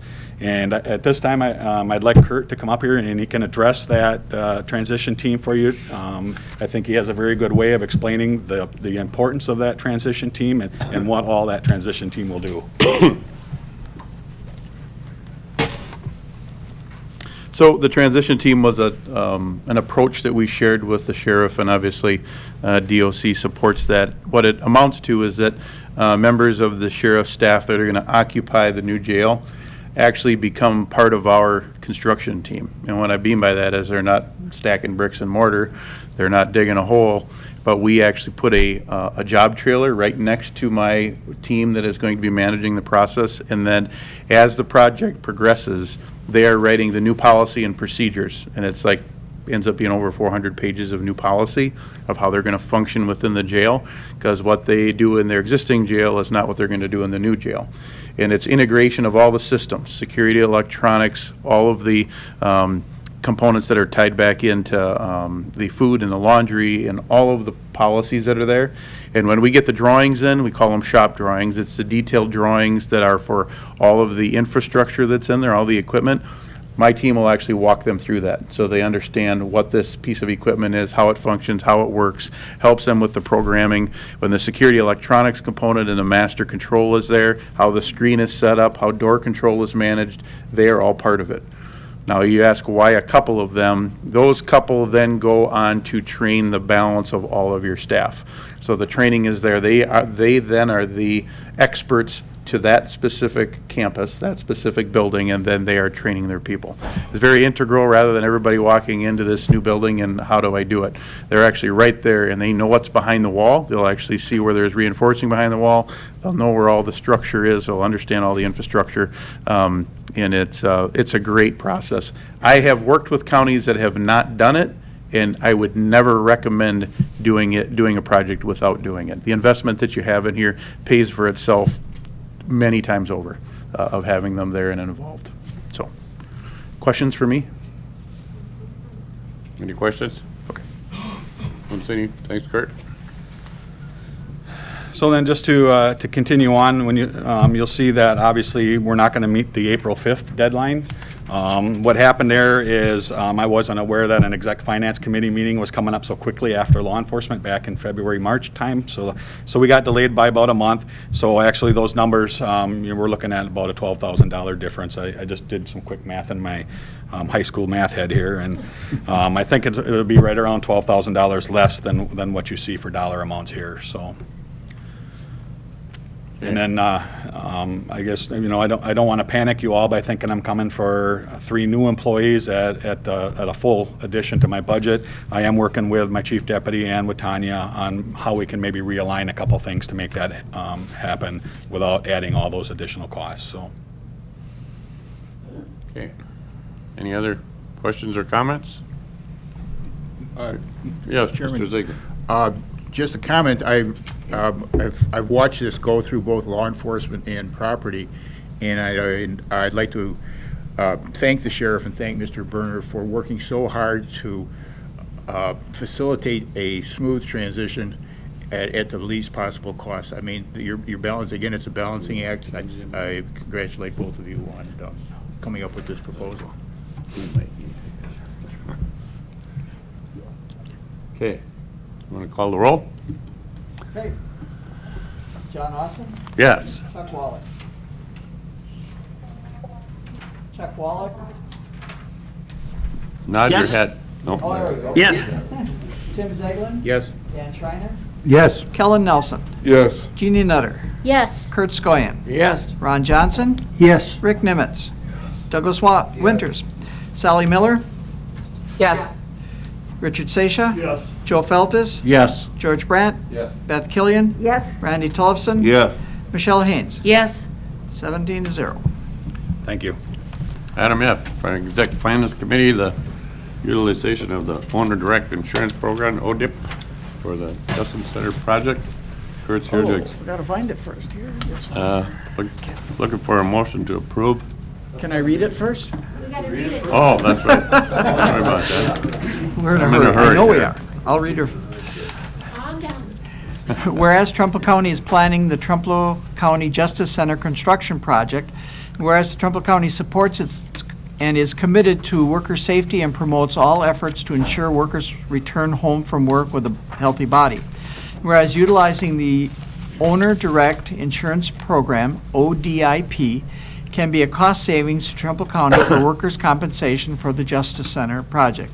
Now be it resolved that Trumpealeau County agrees to utilize the Owner Direct Insurance Program, ODIP, through use of their mutually owned insurance company, Wisconsin County Mutual Insurance Corporation, for the upcoming Trumpealeau County Justice Center construction project for workers' compensation coverage. Be it further resolved that once approval has been granted by the Wisconsin Department of Workforce Development, all contractors will follow the guidelines set forth by Wisconsin County Mutual Insurance Corporation, the workers' compensation carrier, for the duration of their involvement on this project. Introduced by Executive Finance Committee, John Austin, George Brandt, Richard Seisha, Tim Zeglin, Chuck Wallach. Move to approve. That was motion by Kellen, was it?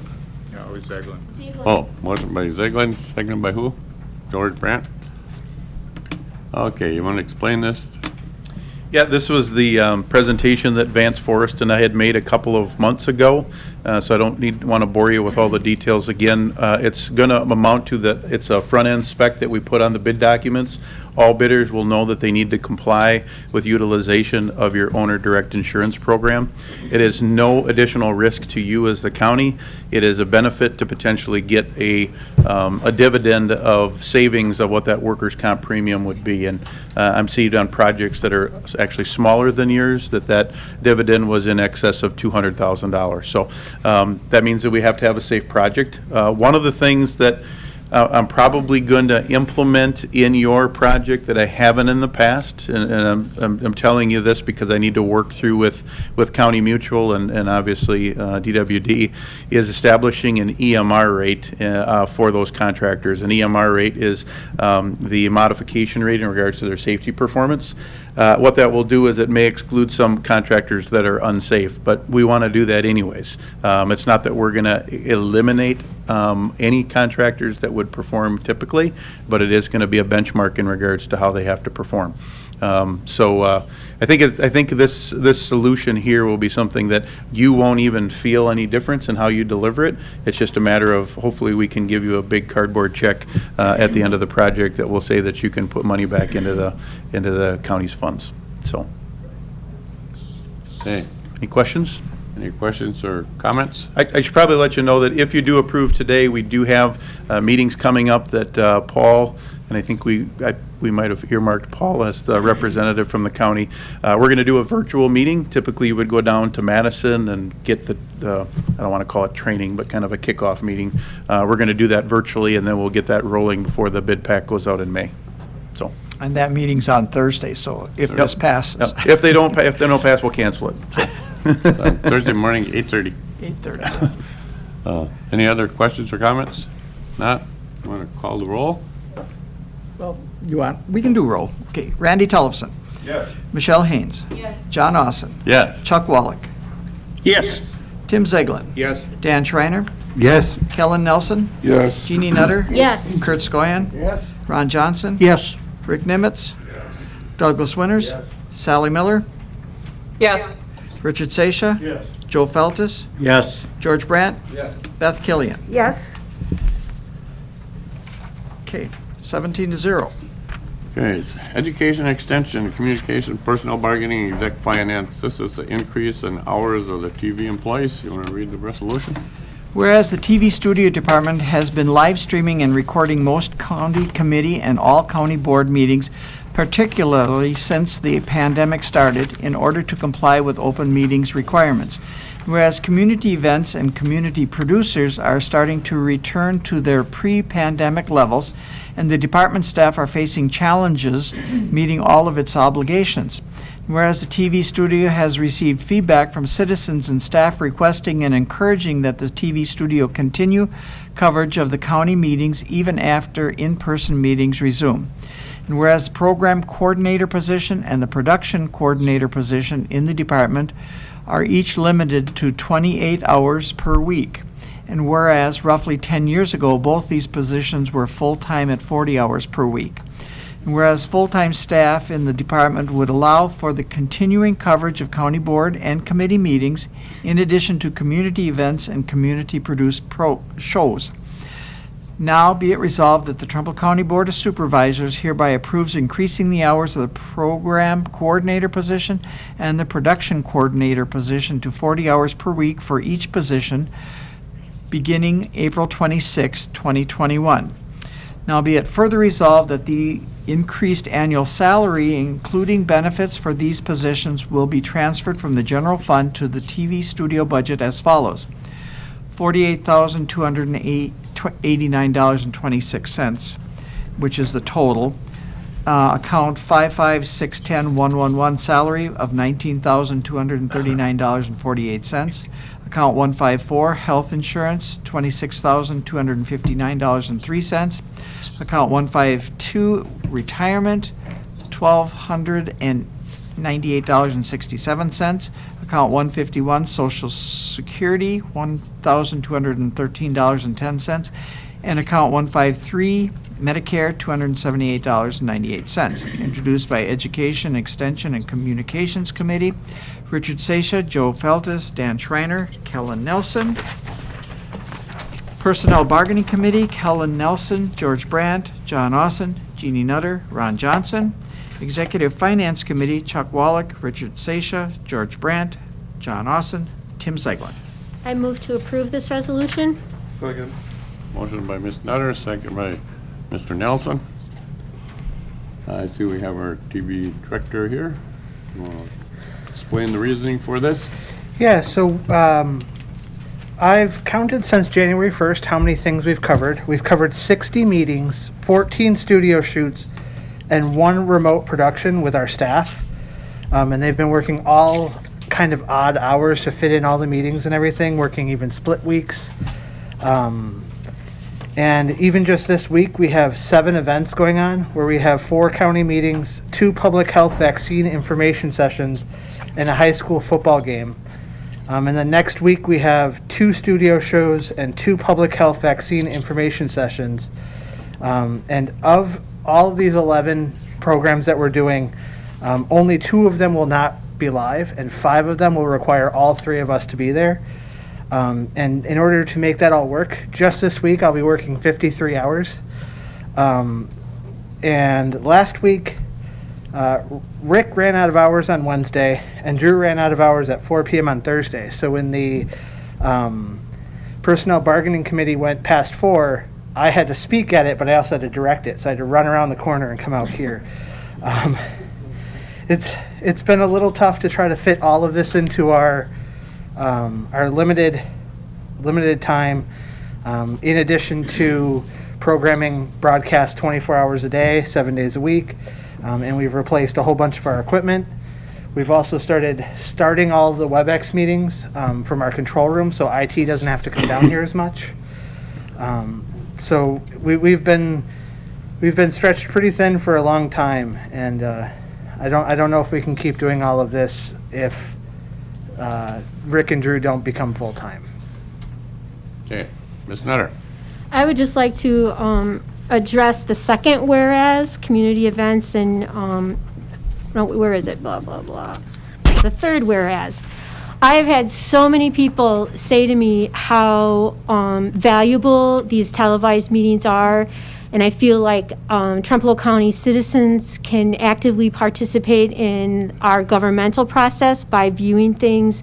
There have been a few times where I've gotten texts while I'm sitting at a meeting, you know, with ideas or suggestions. So I would hope that we would continue this process even post-pandemic situations, that all of our committee meetings will continue to be televised, because I think it's really important to engage people, you know, and not everybody can fit in this room right now or any of our rooms where we have meetings. So I think it's really important, and our TV station has really given the citizens of Trempealeau County a valuable resource. Thank you for your comments. Any other comments? Ms. Nutter, or Killian? Mr. Chair? Go ahead, Sally. Go ahead, Sally. I wanted to echo a lot of what Jeannie just said about the importance of this studio and the services they provide to keep us transparent and open to the people that we represent. We definitely put everybody through their paces last year when everything suddenly went virtual and everybody had to step up, and the TV studio and the IT department performed phenomenally without a whole lot of notice that they were going to have to transform how they did their job so that we could transform how we govern. As part of the COVID committee, we watched a lot of the processes evolve and heard the reports back from the different department heads of the support that they provided. I have heard from a lot of citizens over the past year how much information they gained and how comforting it was for them, as well as enlightening. The other thought is we aren't really as available to the public in our normal environment because we don't have public transportation. Our meetings are held during the day. It's tough for people to come be participants in watching us govern, and this has allowed them to do so and held us more accountable than maybe we've been in the past. So I absolutely support giving the TV studio the help that they need to do the job that they do to help us do our job. Ms. Killian.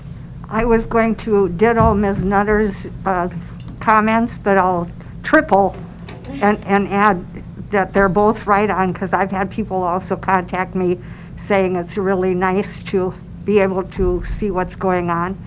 And please continue. And I too have had a text at one time from someone watching. Okay. Any other comments? Oh, Ms. Nutter.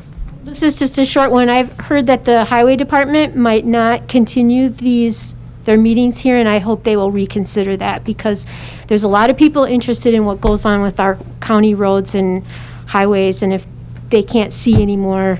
So I hope that whoever's the chair of that committee will reconsider and bring the meetings back here. Anyway, I did schedule our next one for out there. Part of the reason is because once in a while, our commissioner has to run into the office to get something to bring back to the committee, which is kind of unhandy if he's got to run from here back down. But it's a thought that we will reconsider it after our next meeting. I know a lot of people who would appreciate that. Okay. If the meetings weren't so early, we could even do them live from out there with our new equipment. Ooh. Helping you out. There you go. That would be great. Okay, we'll bring that in. We'll bring that up. So thank you very much. Anyway, any other comments? Hearing none, we'll call the roll. Beth Killian. Yes. Randy Tollefson. Yes. Michelle Haynes. Yes. John Austin. Yes. Chuck Wallach. Yes. Tim Zeglin. Yes.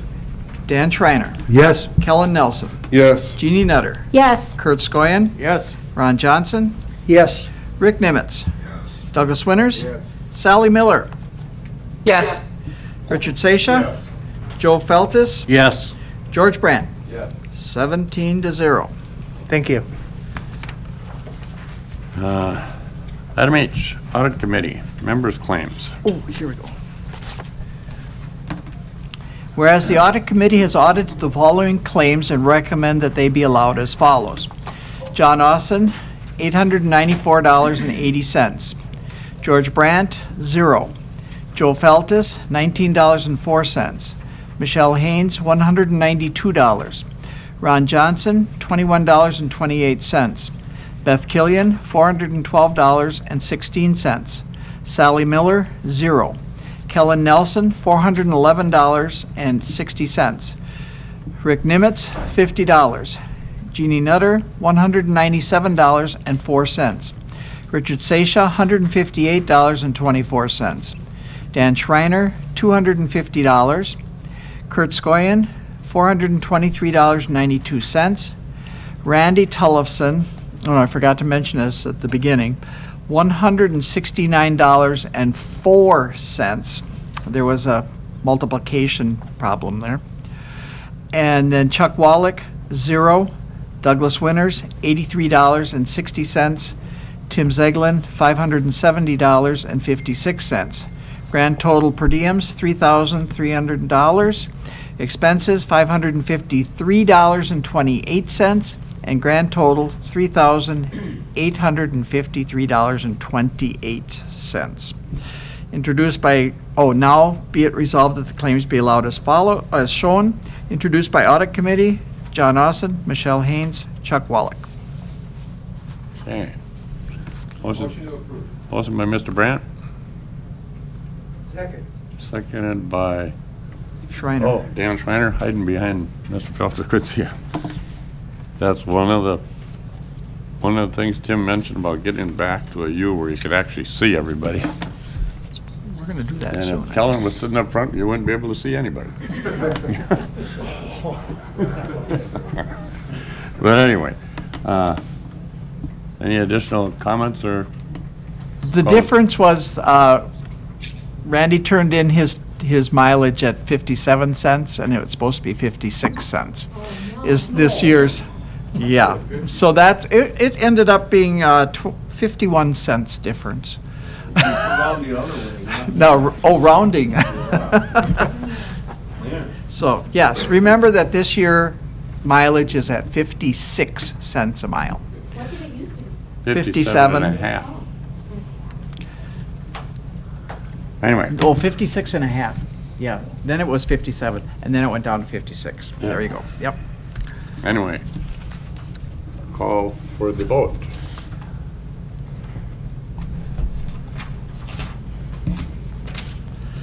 Tim Zeglin. Yes. Dan Schreiner. Yes. Kellen Nelson. Yes. Jeannie Nutter. Yes. Kurt Skoyen. Yes. Ron Johnson. Yes. Rick Nimitz. Douglas Winters. Sally Miller. Yes. Richard Seisha. Joe Feltus. Yes. George Brandt. Beth Killian. Yes. Randy Tullifson. Michelle Haynes. Yes. John Austin. Yes. Chuck Wallach. Yes. He didn't even move his mouth. It's frozen. Recording. Okay, 17-0. Okay, announcements and elections. First one is the appointment from the Livestock Producer Environmental Land Use Committee. I got a letter from George Brandt and there was two candidates, Randy Severson and Darren Malashevsky. I talked to both. I actually sat in on the meeting, and I think Randy was doing a good job, so I talked to Darren and I expressed my gratitude for his application, but I put the reappointment into Randy Severson, who's doing a good job on the committee now. It's been on there, and I think should keep some continuity on the committee. So I'm looking, I think I need the board to I move to approve Randy Severson. Motion by Brandt, second by Mr. Skoyen. All those in favor signify by saying aye. I need a roll call. No. All those in favor signify by saying aye. Aye. Aye. Opposed? No opposition, that sounds good. Do you have this Notice of entry of national, you have that letter? Yep. I thought this was kind of neat. I did put it in your packets because it was a letter to the county. The property is called East Arcadia Roller Mill. And the date of entry, March 22nd of 2021. The property listed above has been entered into the National Register of Historical Places by the Secretary of the Interior and listed in the State Register of Historic Places by the State Historic Preservation Office. Accordingly, this property is entitled to the benefits and protections of the National Historic Preservation Act of 1966 as amended and under Chapter 44 Wisconsin statutes. It will receive limited protection from encroachment by federal or state-assisted or licensed projects or state facilities development projects and may be eligible to apply for matching grants for research, restoration, acquisition, and stabilization. Certain tax incentives are available to depreciable properties listed in the state register or national register. The State Register and National Register programs are administered by the State Historic Preservation Office of the Wisconsin Historical Society, Dana Penkianus, Deputy State Historic Preservation Officers, and questions about the State Register and National Register programs in Wisconsin should be addressed to the State Historic Preservation Office in Madison. But I thought that was neat that one of our buildings in Trempealeau County became a historic place. Okay. Next item is committee membership realignment. That was a request from Rick Nimitz. Correct me if I'm wrong, but he wanted to get off a law enforcement committee because it kind of interferes with his job. And to replace him, I put on Dan Schreiner. But is that correct? So anyway, looking for confirmation from the board for Dan's, or don't I need confirmation from the board for Dan's position as the new replacement on law enforcement committee? So moved. Motion by Randy. I got a second from Mr. Winters. All those in favor signify by saying aye. Aye. Carried. Aye. Carried aye. Carried without you, but. I'll make a new sheet up. John wanted me to make one up right away, but I want to make sure you confirm But it anyway, first. actually, their law enforcement meeting is tomorrow. Tomorrow. So Dan, you have a meeting tomorrow. So 1 o'clock tomorrow. And let's see, committee reports. Budget? They were all mailed out to you, so you should have the expenditure guideline update. You should have the sales tax update and the general fund update through last time it was amended, I guess, was February, but there'll be a change now this month again. But this will also show that the total for last year, we exceeded the budget by $214,000. And we've already gotten our first one for what we call our next now fiscal year. March was $165,000, which is higher than both the previous 2 years. So we're still on the ups for sales tax collection. Okay. Next What? thing on the, I said there's a lot of tourism that continues to happen in this county regardless of COVID. I think one of the things that's actually helped is people buying over like Amazon, because we get the tax in the county rather than if you go to Eau Claire and buy it in Eau Claire kind of gets it. So anything that's delivered to your door, the county gets the tax. You can thank my husband. We get something every day from Amazon. Okay, next item is COVID-19 committee update. I think that's for you, Sally. That is for me. Is Deb Sukla in the room? Yes, she is. I am. Okay, I'm just checking. At the last meeting, I became the chair of the committee. Amy had been the chair before that, so she resigned. I was supposed to get some information yesterday on current numbers, but at the last meeting, which was April 9th, Barb had reported that we were having a 7-day average positive of 9 new cases. But that number seemed to be going down. but not dramatically. But we had, so far totally, we've had 39 deaths in the county. We are maintaining our inventory levels, thanks to Jeremy. PPEs, sanitizing equipment, such as all being kept at a level that would give us, should be at a sudden surge, we would be back in a crisis. We would have what we need for at least 2 months, if not longer. One thing I want to say before I ask Deb to take over and kind of talk about financing, we haven't had the opportunity to really discuss how amazing the employees of this county have been over the past year. The department heads stepped up almost immediately. Employees stepped up. People were doing what needed to be done regardless of whether it was in their job description. People were not even necessarily concerned if it was within their department description, especially at the department head level. If I haven't communicated that over the past year, that is on me. But we have been able to enjoy a certain level of continuity of operations due absolutely entirely to the department heads and the employees of this county at every level. We've seen them come in through IT department, TV studio, people working, sanitizing, people even just answering phone calls and trying to find the right person for people to talk to. At some point here, it needed to be acknowledged, and if I haven't done it enough, I need to do it right now. We have an amazing group of people that work for us, and I want to make sure that it's on the record. Right up to and including Deb and Paul, who stepped up and took over coordinating all of the turning in of receipts and making sure that we were going to get every available dollar available to us for reimbursement for what we spent and anything that we might not have been aware of. When I told people to start saving receipts last March, I was hoping we'd get reimbursed for most of what we got. The amount that we've been able to get reimbursed has been pretty amazing to me, and it was because we had 2 people step up and say they would take over that coordination, and it was a big deal. So, having said that, Deb, could you go ahead and talk to where we're at with recovery money that we've been reimbursed for, the CARES Act, financing piece, sure, and anything else? Thank you, Sally. Appreciate that. I also want to say a huge thank you to this county board because you never closed the doors.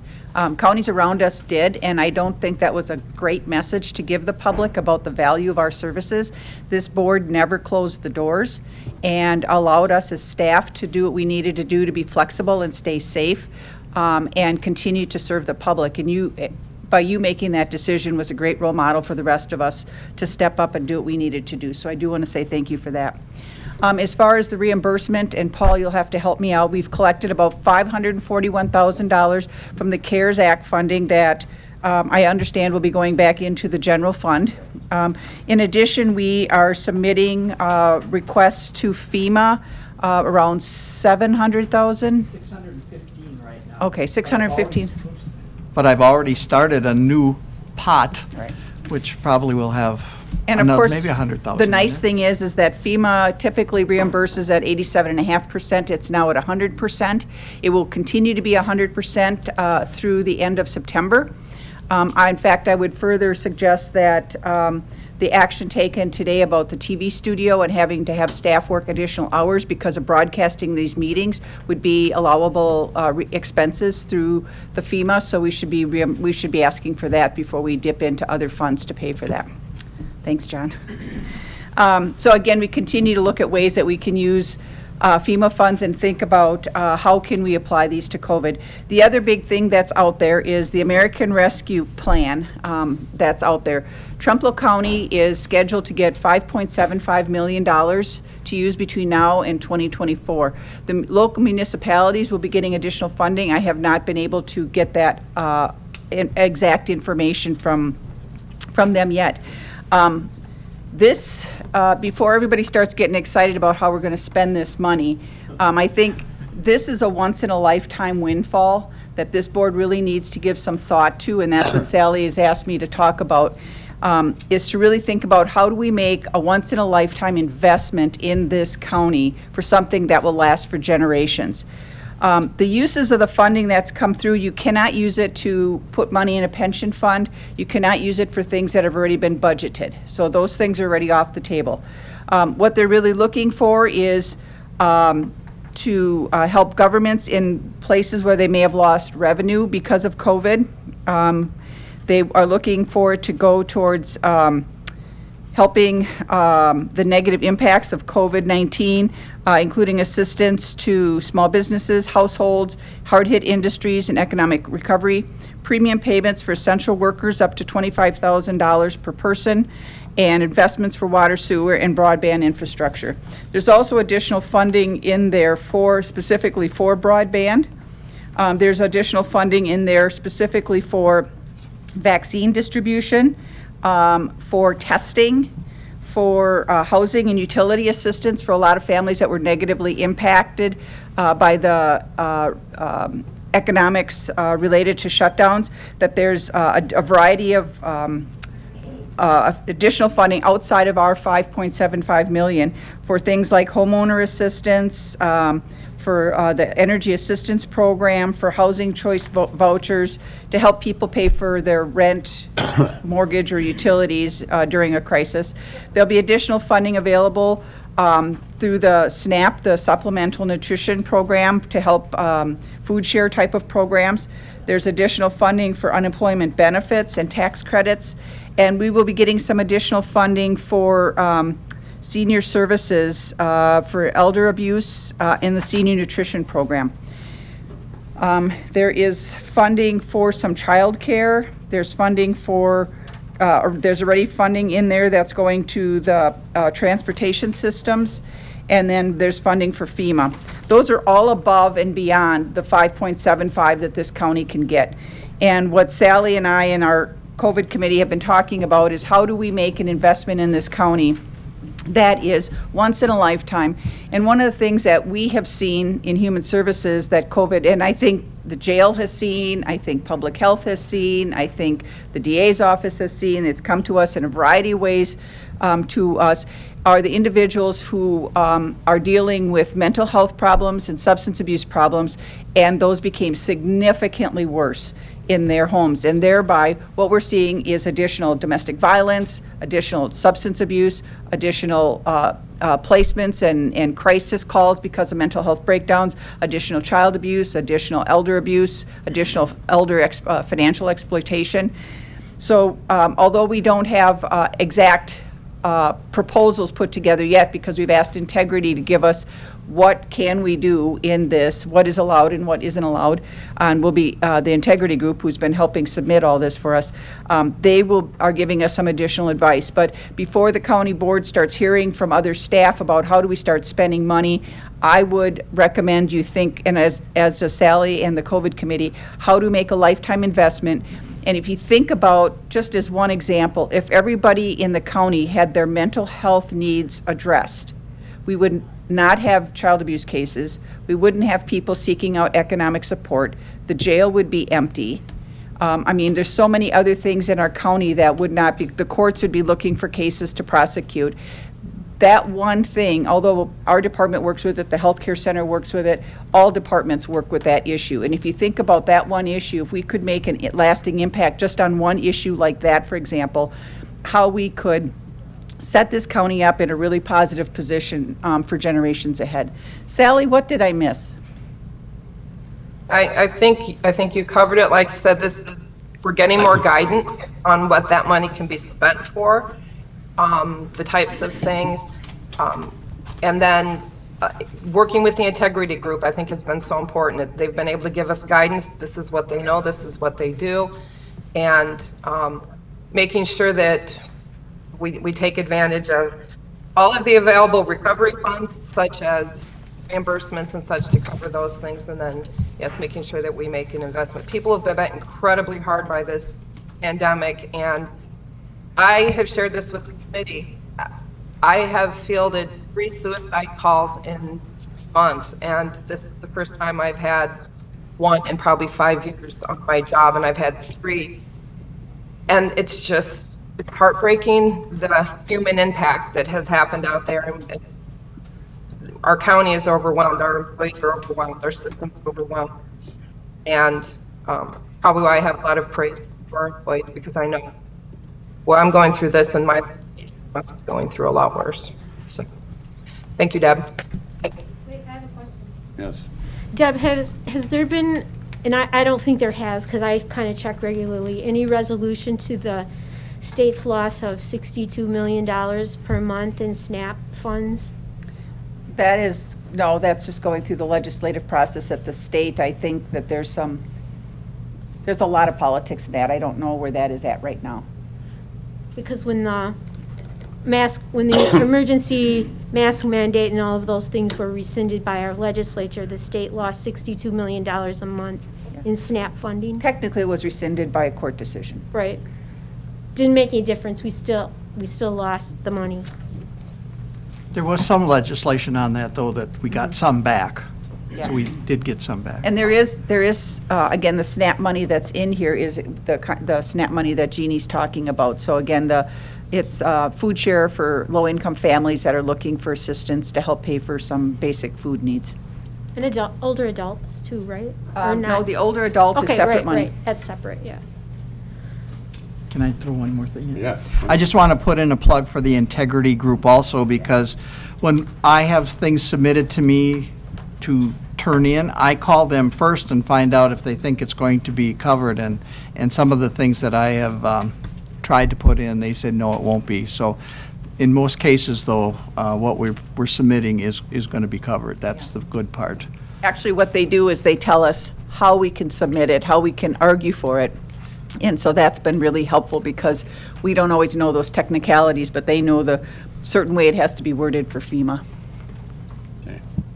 Just a couple comments to add to hers. I do have the list of what every township and municipality gets in this whole country, in fact. But anyway. The whole United States. Yeah, the whole United States, and it's a lengthy, I just got the state of Wisconsin, I printed, but the other thing is, I just found out yesterday, it's not coming at $5.7,241 in one payment. It's gonna be split over 2 years, half this year and half in 2022. Right, you get they're sending out the first half without any expenditures, and then once that's spent, then we can request the other portion of it. Yep. Okay. Any other comments? Nothing about this, I just have a question. Go ahead.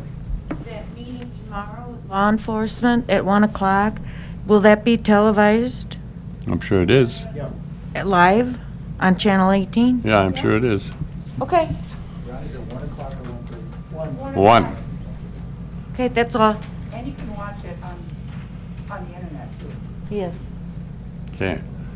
Correspondence, the only correspondence I've gotten has been over this question is going to be coming up tomorrow with law enforcement on the making Trempealeau County a sovereign county. So I'm going to leave it.